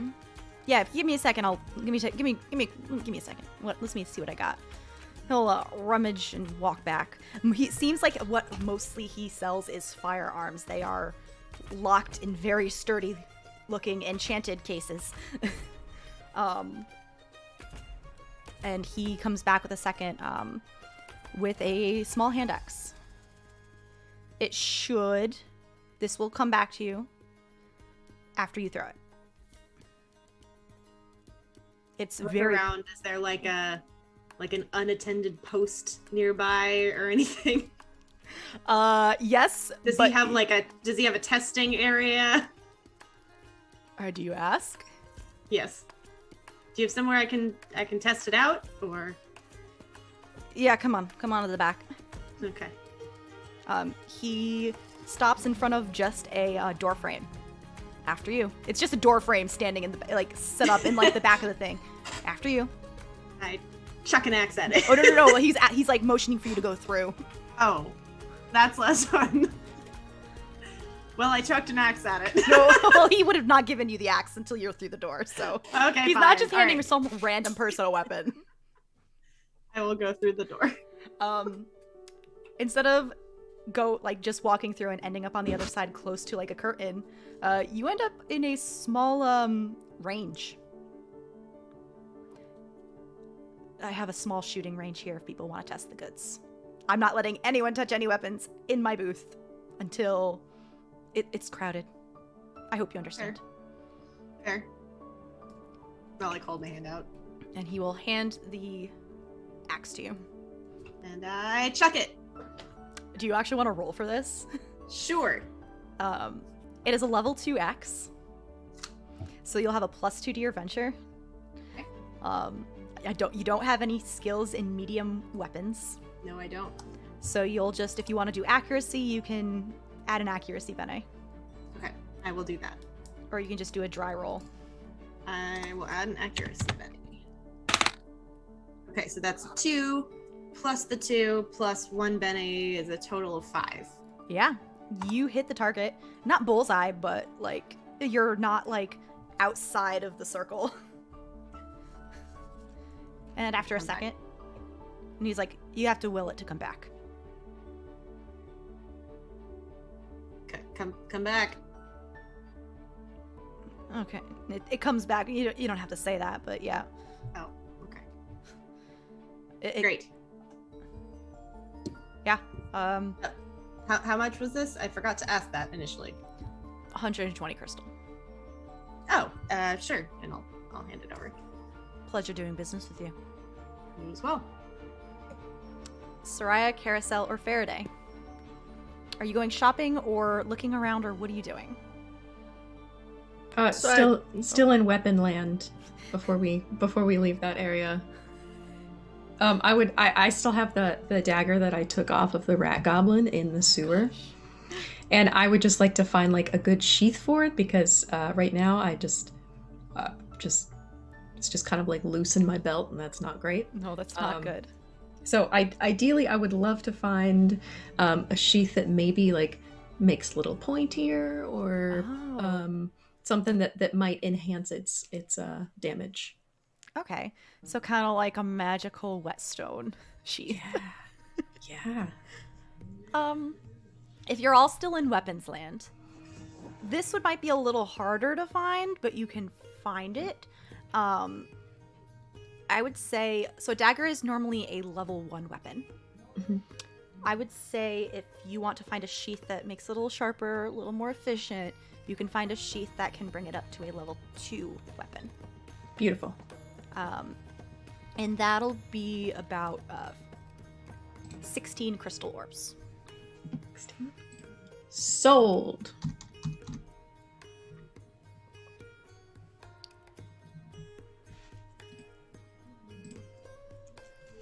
Karosael, Soraya.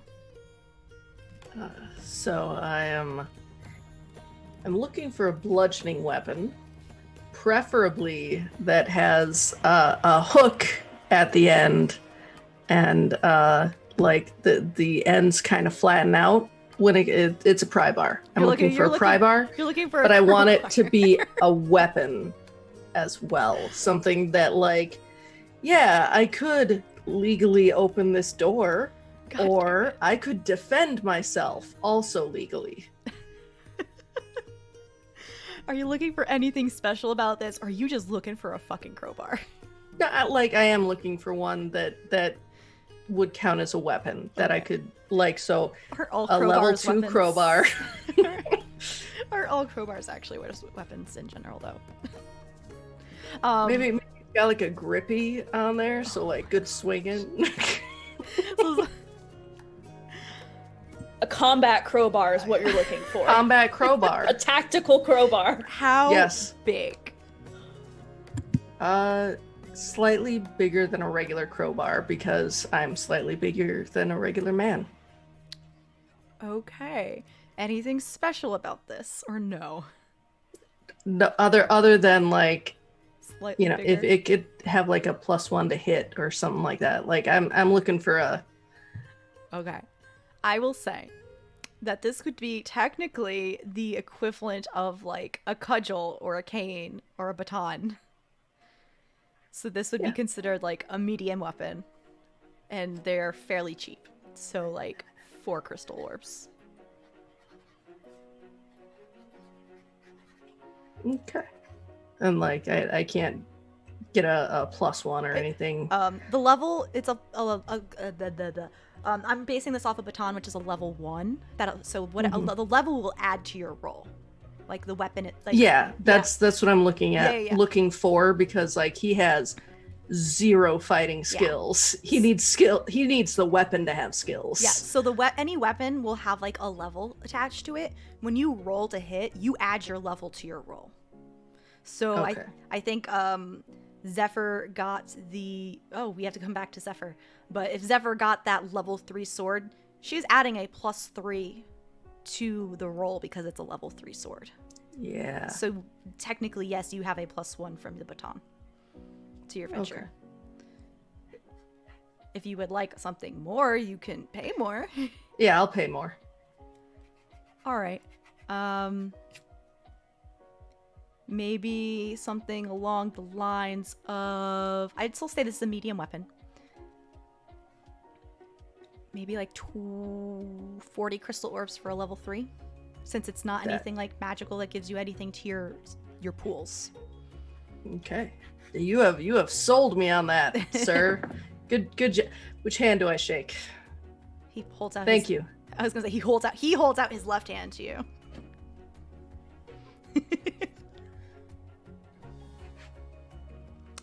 Zephyr, have you made a decision? No? Should we go to Soraya? Have. What? You have? I have made a decision, but if Soraya, if you know kind of what you're looking for, please go first, because I don't want you to have to wait for everybody. Oh, I don't want anything. I want to go home where there aren't so many people. What is Soraya doing while I am trying to. So I'm keeping an eye on Alondra. Okay. Because at least I know her name at this point.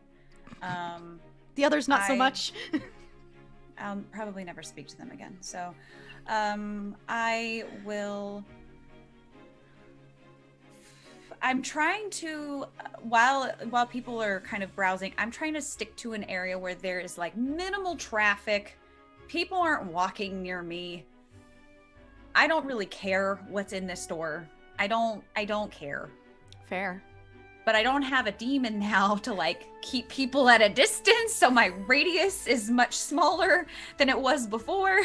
Fair. So I am actively trying to give myself some space. I will do the work that others should clearly be doing for me. But when Alondra goes back and comes back out, I'm gonna try to catch her for a moment. So if you wanna, because I wanna chat with her briefly, because I have no sense of social pieces and I don't care, honestly. So we're gonna have this conversation eventually. Might as well have it now, but that can be after. All right. The first weapon choice, if you would prefer. Zephyr.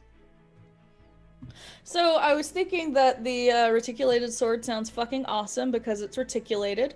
And also, if it gives me a Vex and movement, I have plenty of movement to spend. Now, my issue with that is that I want to opt for the more chaotic option because I only have one interaction, and the idea of having a -1 to interaction is hilarious. Also, Lord's Sword. So I'm gonna have to go with the Lord's. Beautiful. It's on page 191 of the key under heavy weapons for the full stats. I'm not pulling that shit it's okay. out. It's all the way in the box. I will DM it to you. I'll take a snippet and I'll send it to you. Love it. If you it's 160 crystal. Okay. Where's my money sheet? Unless you are bargaining. But it's a Daitha sword, level 3, 1 Bene to accuracy, 1 Vex interaction. And it's big. And in your color. How big are we talking? Whenever I think of a heavy sword, I am definitely thinking like 2-handed hilts, like a 1.5 hilt, as well as like big. Probably, how tall is Zephyr? Like my height. Oh, it's like hilt to Tiny. tip. Hilt to tip you. Yes. I totally love it when swords are just as big as the people. That's why I did it with my original Invisible Sun character as well. It's fine. It's just I don't know. It's awesome. How much was it? 160 crystal, and also that ain't nothing. The funny part is my character was 6 feet tall, and still the sword was as big as she was.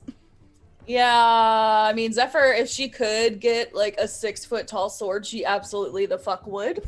Does this thing come with anything to make it easier to carry for a tiny human? Or even a tiny Vizsla? I would say if Like a you ask, it does come obviously with like a sheath and like something to hook it to you. You have your option of how you would like to, where would you like to wear it? You know what? Fuck it. I don't need that. I'm just gonna, I'm gonna pay for it, and then I'm just gonna like strap it to my back. Nice. I'm here for it. 250? 160 crystal for the sword. 160. Okay. Yeah. Okay. Soraya and Alondra. You are, I'm assuming you're catching her in the booth with the firearms, and she just purchased a hand axe? Is that my guess? Yes. Sorry, I just forgot the name. I needed to look at my notes. Yes, that's where I'll catch her. You knew Laurel. Yes. I thought that was common knowledge at this point. It was. It is. You knew. Before others knew. Since we're making tabs on semantics. Not for long. I found out right before she left. I reported it, and then was in shadow myself not long after. Why did you let her go?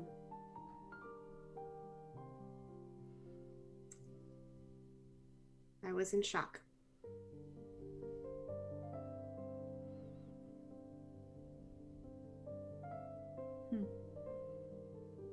It was not what I was expecting.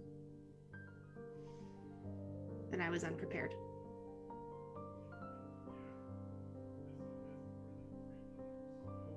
I walk away.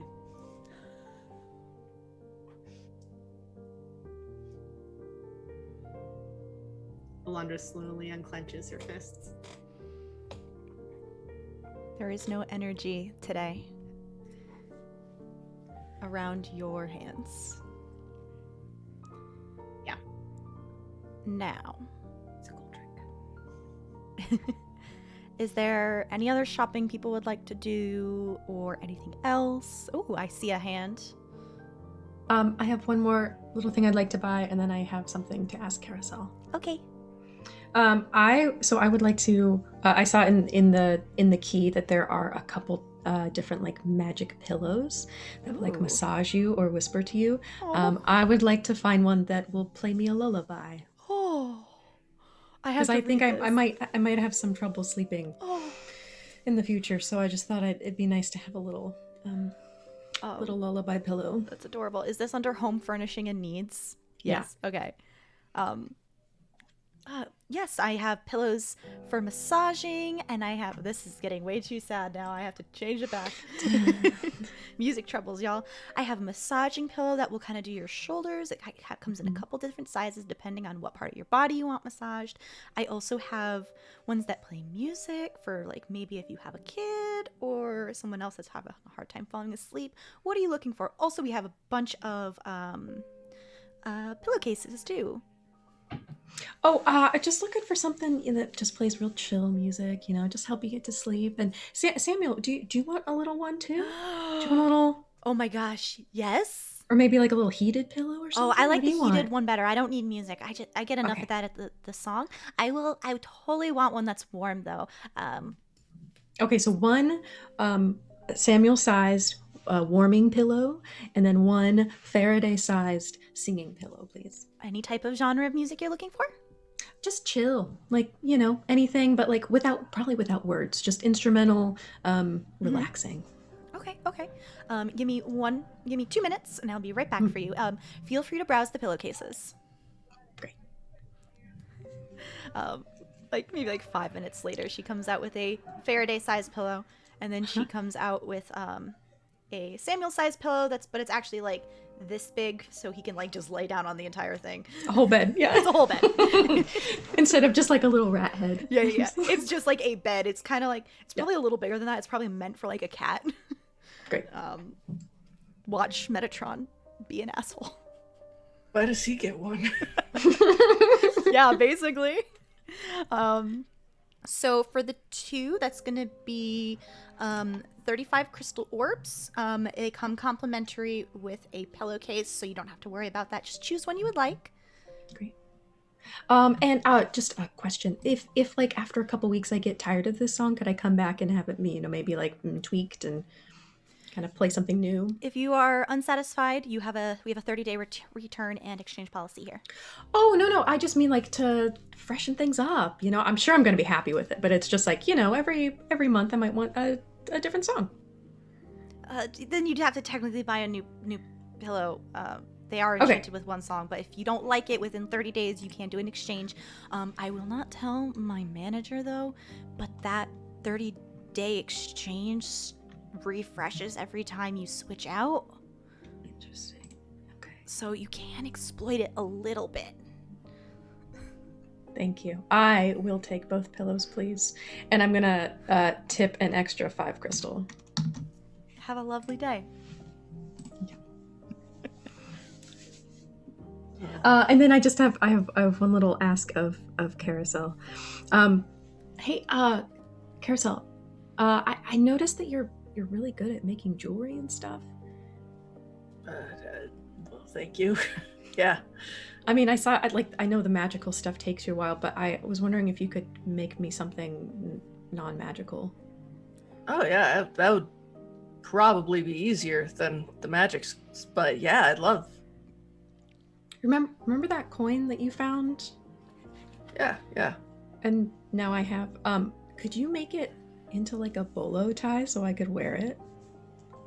That would be pretty dope. Yeah, I could. Yeah, like I don't need it to do anything fancy. Like it's already got its own magic and stuff. I don't want to mess with that. But if you could just so I could wear that, that'd be really awesome. I can pay for materials and stuff. I can go shopping with you here if you need anything. But I would just love to show it off. I mean, that would be cool, but we could make it do something.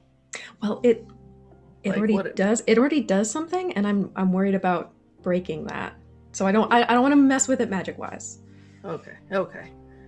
Yeah, a little bolo. That would be adorable. Any color or? Oh yeah, whatever you think's best. Okay. I mean, okay. you know my normal look. Absolutely. Yeah, I could whip something up, and he actually starts like sketching a little bit off on his notebook. Cool. Yeah, and I'll give you a few crystal. I assume that the materials won't be much because it's not magical. Nah. I've gotten free drinks at your establishment. That has to pay for at least one bolo. Oh, that's true. Okay, great. We'll call it a deal. Oh yeah, here's the coin. Just whenever you get around to it. Cool. And he does a cool little, like, it goes through his fingers and he palms it and puts it in a pocket. Wait, were you a performer? Is everyone performers here? Does everyone No. do little tricks? No, I'm just like a big sleight of hand nerd. Ooh. And he Me does too. the same thing. He does the same thing with his pencil and like. I did the same thing in Shadow. Oh, that's awesome. Yeah, illusions, minor trickeries, and bullet catches, sword swallowing, that kind of thing. Ooh. See, I never did the big stuff. Just the little tiny fingies. I am not a performer, if anyone was curious. But Are you sure? You have such a stage presence. I've been told that before, strangely. It's both you and your friend. It must be a goetic trait.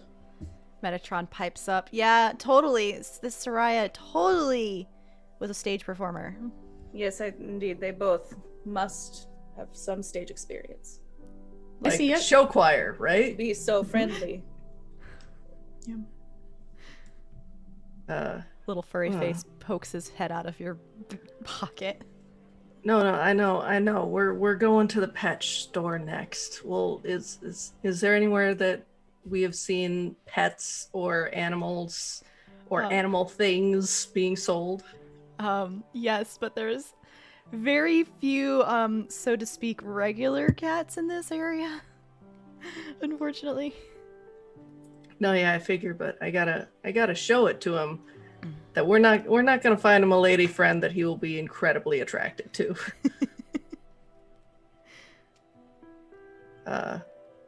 And also I might get him a cat tree. Okay. Like a mushroom shaped cat tree. Beautiful. It's towards the end of the day. I'm assuming you all head back to Fartown at some point. Getting the miscellaneous stuff that you need. So cat trees, cat treats, looking at all of the performers there's a lot of performers as well in Celestial Bazaar. Maybe I am imagining Farideh still on the way back, stopping, listening, tipping. Oh yeah. Even if it's the same folks we passed on the way back, again, like tipping in. Is there anyone I recognize? Recognizing. Have you ever been here before? I probably not. No. Okay. You probably wouldn't recognize her, but probably the most prominent performer that you see is a woman named the Fire Witch. She produces gouts of fire of different colors and shapes, and she plays along to a musician who calls himself the Purple Piper. It's very dramatic. Very cool. For them, I will leave a tip and my card. Beautiful. It's the end of the day when you head back.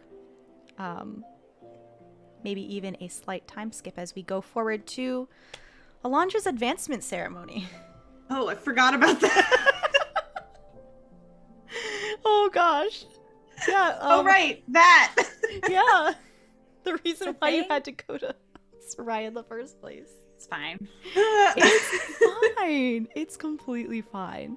Do we all get to go? Or is this an Alondra? Alondra, do you invite everybody? For your reference, when you do this ceremony, those present learn the practitioner's secret soul and name. Oh. Do you, like the Goetics, like they have to come because whoever's invited in terms of Goetica comes. So they'll learn this is a common practice for the Goetic order. But do you invite anyone else? You can say no if you don't want to.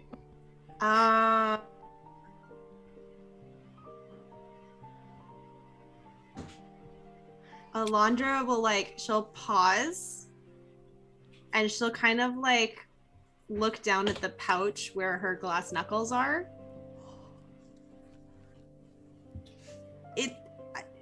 It's probably not going to be very interesting to any of you, but if you would like to attend, I don't see any reason why not.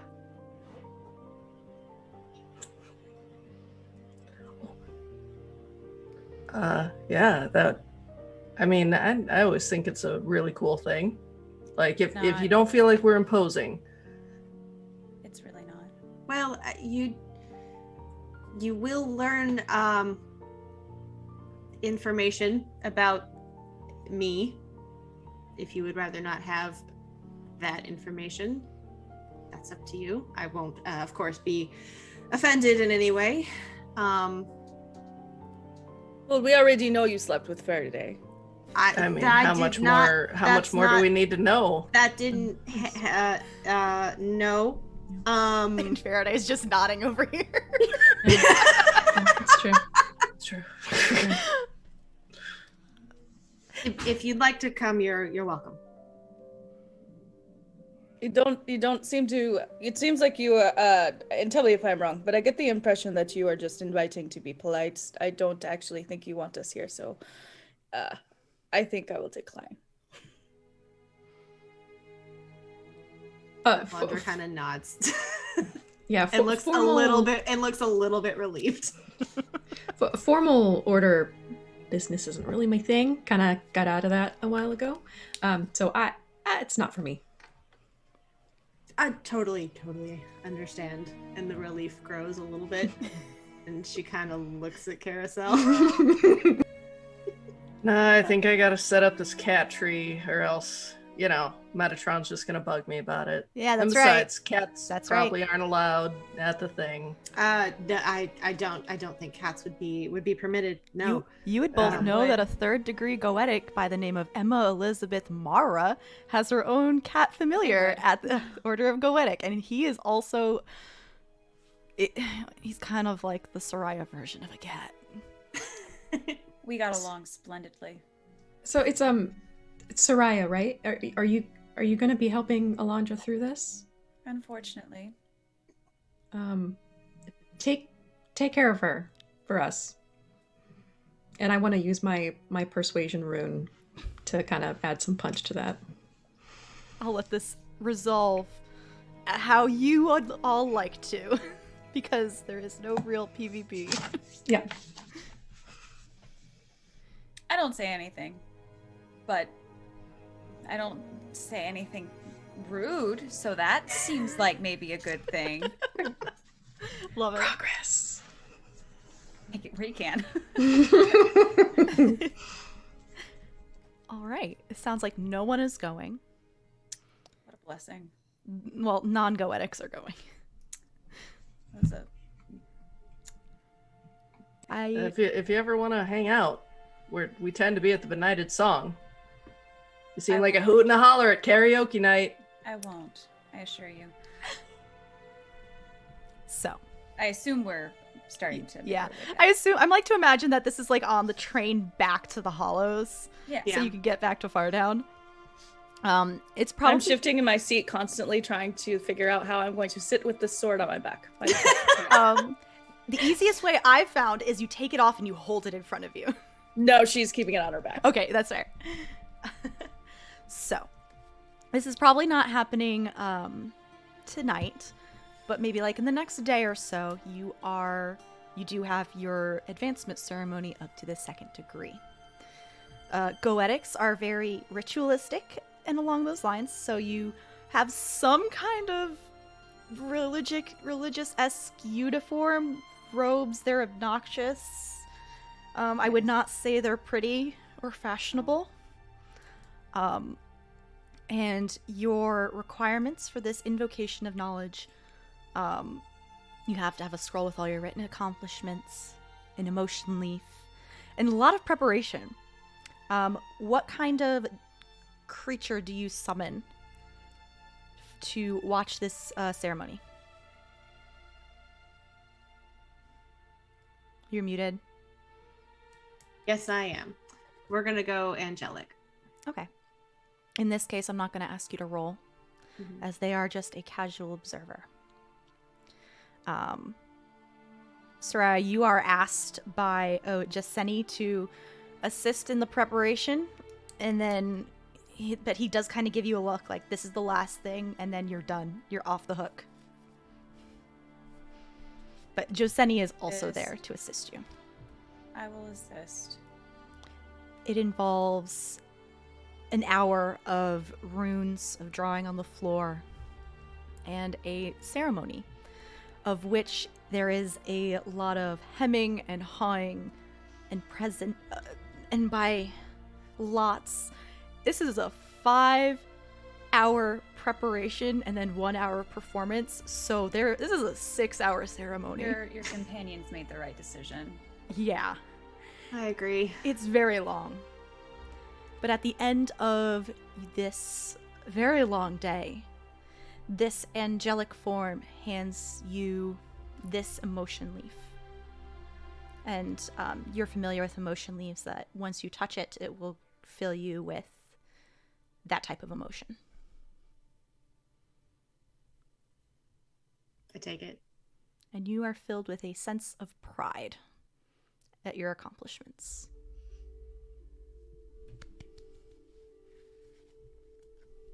Is there anything else anyone would like to do before we end the session today? But congratulations, Alondra, you are a 2nd degree goetic. Woo! Am I doing my looking for shit scene? Or are we gonna table that? I didn't think it was going to take this long, but we can do something quick if you want to do. We can table it. I kind of want to take my time. Okay, so Yeah, beginning of next session. that's fine. Perfect. Yeah, I did not expect shopping to go as long. I should have realized that shopping scenes will always take forever regardless of the system. Real quick, when Alondra goes home, she takes out the clock and just watches that memory for a really long time. You look like you want to say something, Mindy? So Soraya will go back and report. I don't know if you want that to be, since Well, players would let's not do that real know. quick. Okay. Jasuni is in his office doing paperwork. That wasn't that bad, was it? He just smiles at you. Unfortunately, unsurprisingly, I was right. Just About? incompetence. I 99% of the people are incompetent to you, Soraya, so I'm going to take that with a grain of salt. That's because 93%. It doesn't matter.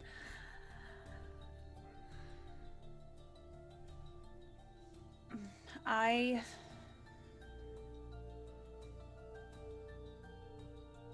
have some questions still. Primarily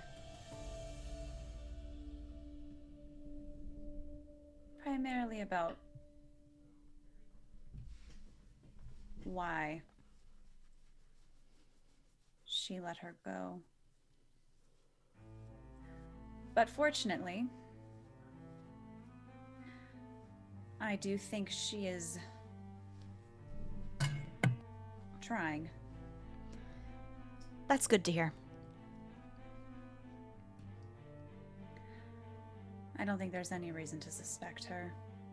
At least not at this point. And if there is reason to suspect her beyond this point, that's quite frankly someone else's responsibility, not mine. And with that, I agree. Can I go now? Bye. I leave. Anything else from Farideh, Karosael, or Zephyr for the last couple minutes? So, Karosael tried to palm a little bit of glass from the clock shop. Can he still see it in there? Well, technically you broke it, so he wouldn't have stopped you if you decided to take some stuff. Because you broke it, break it, you buy it. Technically I you bought own it. Yeah, so Yeah. he wouldn't have stopped you. You could have picked up as many shards as you wanted. Just one big shard. Yeah. But once he gets home, can he still see the scene in that shard? The only part that seems to be seen in this glass shard, you don't see any of the shops, any part of the shop with the jewelry or the broken glass cabinets. You only see your friend. Only his face. Ryan. He's gonna keep that in a pocket, wrap it up in some tissue paper, and it's got its own little pocket. And Farideh, is there anything you would like to do? Nope, I'm all set. Zephyr, is that... I just want you to know that I want everyone to know that Zephyr has taken up practicing outside of her snake house, just as, you know, within earshot of Arkin's house, just as loudly as possible with her sword. That's all. Lots of occasional yelling at you from Arkin to keep it down. But I'm assuming you're doing this during times where there are no sound ordinances do not matter. I mean, both. Both? Okay, both. Fair. Big Both. fair. And with that, that's it for today's session. Let's do advancement and where we can find us and favorite parts and stuff. So, we'll do everything all at once. Who would like to go first? can go first. Hi, I'm Mindy. You can find me Twitch and Twitter at Miss Mindykins. Stream stuff Sunday nights and Wednesday nights. I got the lovely joy of playing Soraya, who I have not played in a long time, so it was really fun, and I got to play with all these wonderful people. My favorite part, there were a lot of really good parts. Oh God, why do I, okay, I'm gonna go with a cute one. I really liked the request for the lullaby pillow. I just thought it was so sweet and like a little touch of like character flair. I just really enjoyed it.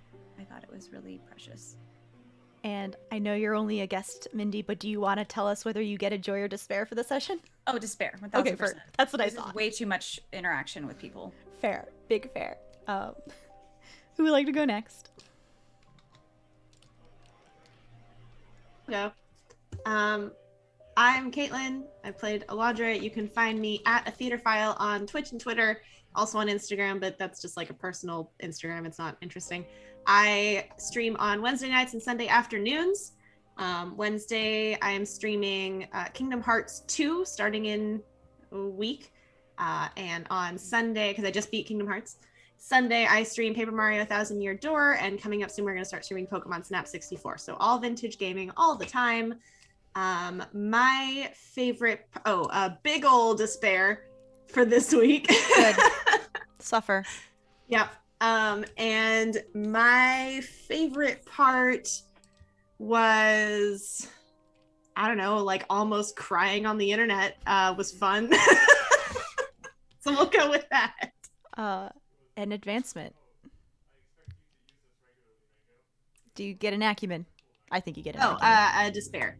I don't know, but... Oh, an acumen. Yeah, I think probably. You get an acumen. Yeah, I think so. I forgot those are two different things.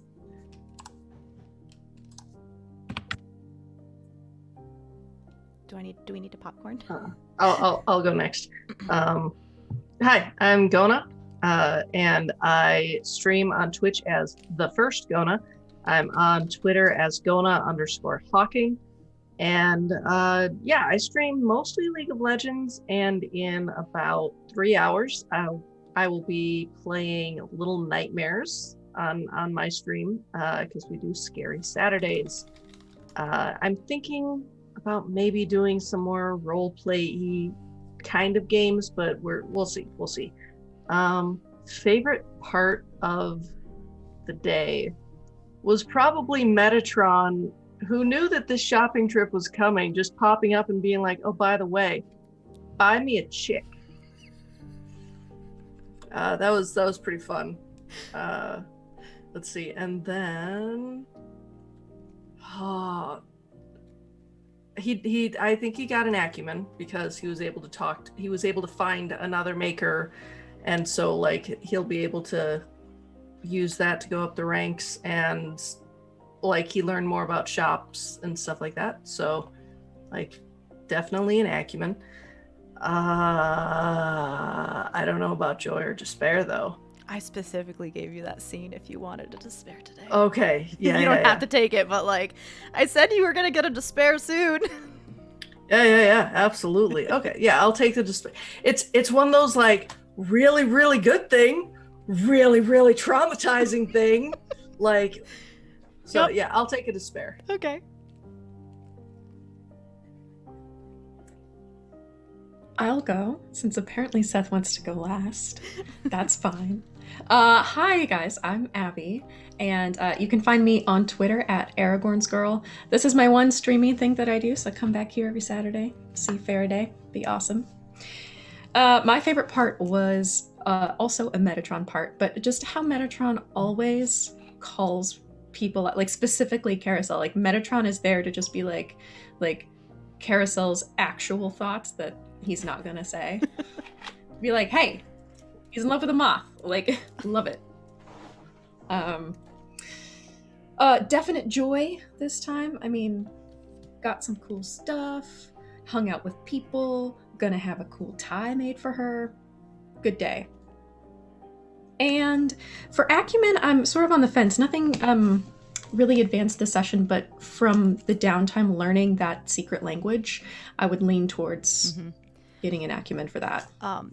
Just as a blanket statement, especially for you, you Abby, and you Seth, any downtime statements are going to roll into acumen stuff for like the upcoming session as well. So Cool. the answer is yes, Seth.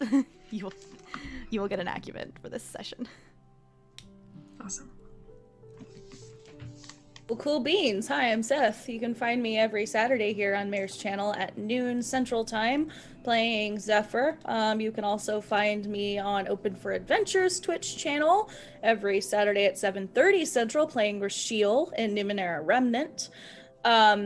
Today, I guess I'm just going to be the cliche, and like my favorite part genuinely is tied between two things. Number one, the flashback scene with Alondra and Laurel was fucking fantastic. I have more for my written call outs for both of you, but like just A+ there, truly. A+ role playing. And then my second one is actually Soraya's little scene, just that moment where she sees her sister lying in a pool of blood, and your reaction and really the character's reaction too is so visceral that I, as a big sister, like immediately related to it. So I just really enjoyed that little snippet of her being her. That was really cool. As far as advancement goes, you said I get an acumen, and I'm not going to argue with you because you're the boss. Yes. As far as joy and despair, I have a giant sword, so joy. Big ass mood. Okay. Hi, everyone. I am Mare. You can find me on Twitter at Archmage of Dice. If you're here, it means you're already watching and know that I am the GM on this game every Saturday at 1 p.m. Eastern Standard Time. I also do a bunch of other streaming on my channel. Just in general, check out my schedule. It exists. I keep it up to date, I think. I also am on the Numenera Remnant game with Seth at 8:30 p.m. Eastern Standard Time on Open for Adventure. And every other Tuesday, so not this upcoming Tuesday, but the one after, I think that is the 6th, I'm in Anarian's Rest campaign where I play River, a multi-class artificer on Graham Cracker's channel. He is great. He has a metal Doberman by the name of Fizzle. My favorite part was the side effect drinks that Farideh brought to everybody. That was great. So yeah, Zephyr was walking around with uncomfortable shoes all day. Oh shit. You know what I should do? I should have had Twitch up to see if there's anyone we can raid, y'all. Lady Dame is doing... Oh, that's right. They have a game, the Farscape game, and Okay. they're doing charity stuff Thank today. you. I hope they're not ending because they've started at the same exact time we did. Oh, did they start at the exact Yeah. same? Dang it. You know what? We're gonna raid them anyway because I yeah, absolutely you're love right. the Lady Game. Check it out. Right. And if you can, support a really good cause. Okay, I can raid now. Bye, everybody. Have a lovely day, and we'll see you next week.